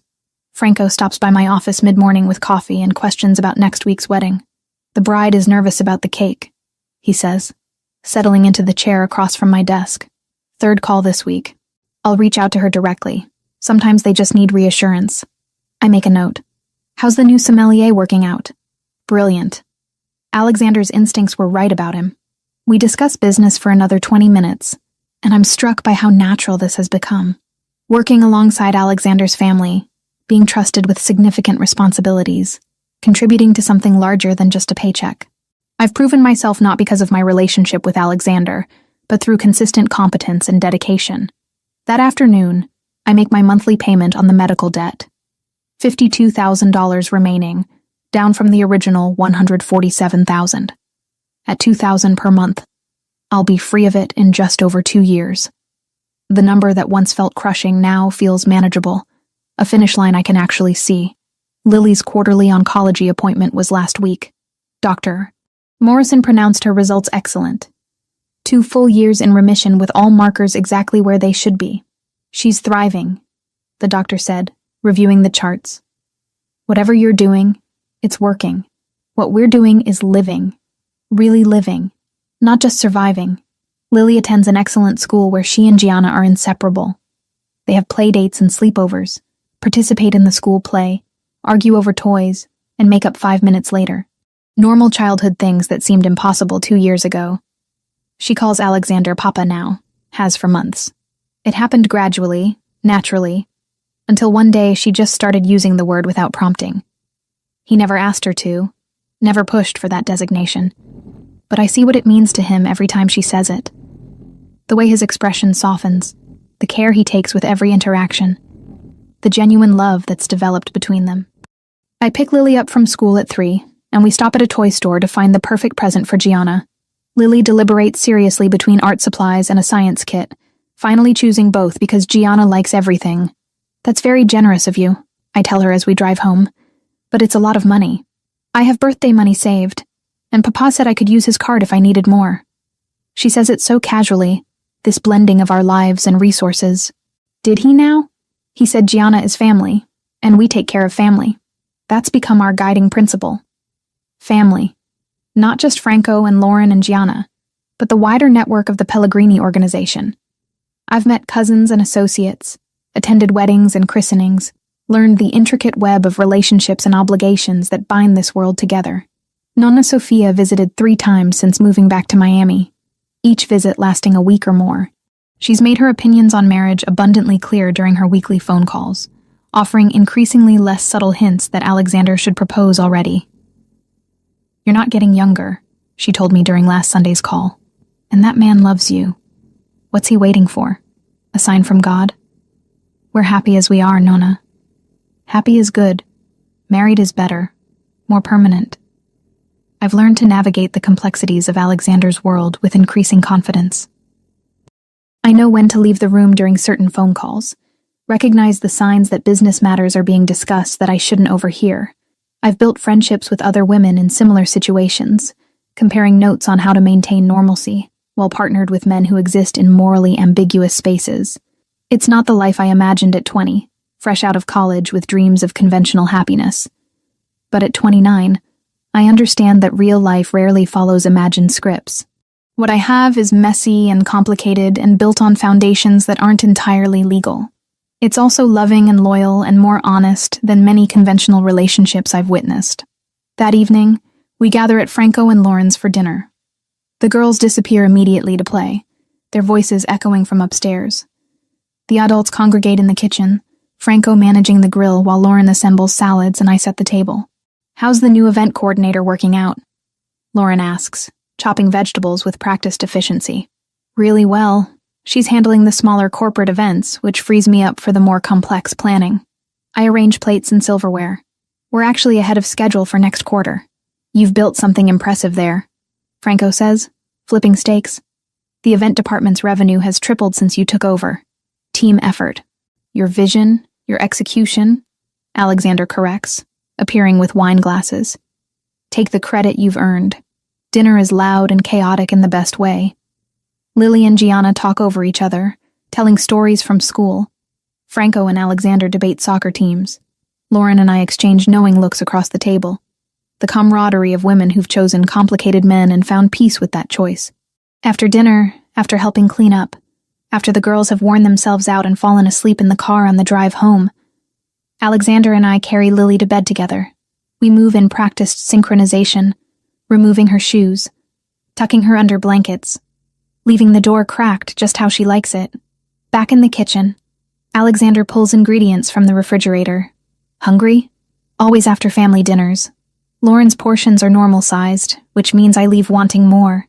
He laughs, starting to assemble pasta ingredients. I join him, chopping garlic while he boils water, our movements coordinated from months of these domestic evenings. Nonna called me today, he mentions casually, asking again when I'm going to stop being ridiculous and make an honest woman of you. She uses the same line on me every Sunday. She's persistent. He slides past me to reach the olive oil, his hand briefly touching my waist. But she might have a point. I look up from the cutting board, meeting his eyes. Alexander, not now, just thinking out loud. But there's something in his expression. A decision he's already made, and is waiting for the right moment to share. We eat pasta at the kitchen counter, talking about work, and Lily's upcoming school concert, and whether we should spend next weekend in Greenwich, or stay in the city. Normal couple conversations about mundane logistics, the foundation of real partnership.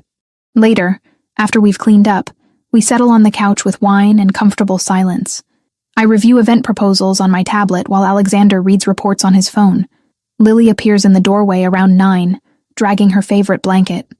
"Can't sleep," she announces, climbing onto the couch between us. "Bad dream?" I ask, wrapping an arm around her. "No, just want to be with you guys." Alexander sets aside his phone, making room for her to curl up against his side. Within minutes, she's asleep again, breathing deep and even. She does this at least twice a week. I observe quietly. She's making sure we're still here, that this is real. He strokes her hair gently. Can't blame her. After everything she's been through, stability must feel fragile. Does it to you? Feel fragile? Not anymore. His hand finds mine across Lily's sleeping form. It did at first. After Julia, I thought anything good was temporary, something that would be taken away. But this, us, it feels solid, built to last. We sit there in the dim living room, Lily sleeping peacefully between us, and I feel the same solidity he describes. This life we've constructed from impossible circumstances, from desperate choices and risky trust, has become real and permanent. "Megan." Alexander's voice is quiet, but serious enough to make me look up. "I have something for you." He shifts carefully, not wanting to disturb Lily, and pulls a small box from his pocket. My heart stutters as he opens it, revealing a ring that catches the lamplight. Not ostentatiously large, but beautiful, a single stone set in a delicate band. "I'm not good at speeches," he begins. "I've spent months trying to find the right words, the perfect moment. But there isn't a perfect moment. There's just us, here, with your daughter asleep between us after a normal Thursday. And that's more perfect than any grand gesture I could plan." Tears prick my eyes. "You changed my life, Megan. You and Lily both. You made me remember what it feels like to have a family, to have someone worth protecting, worth building a future with." He pauses, choosing his words carefully. "I know I'm not easy. I know my world is complicated and sometimes dangerous. I know I can't promise you a simple, conventional life, but I can promise honesty. I can promise to put you and Lily first. Always. I can promise to love you with everything I have. Alexander, marry me.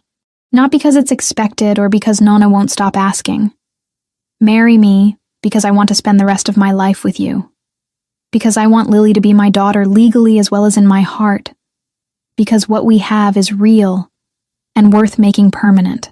I look at this man who saved us when we were drowning, who showed me that strength sometimes means accepting help, who loves my daughter like his own. I think about the life we've built, imperfect and complicated but deeply, genuinely happy. Yes. The word comes easily, without hesitation. Yes, I'll marry you. He slides the ring onto my finger, and it fits perfectly. Of course it does. Alexander plans everything carefully, pays attention to details most people miss. "I love you," I tell him, meaning it in all the complicated ways that love exists in real life.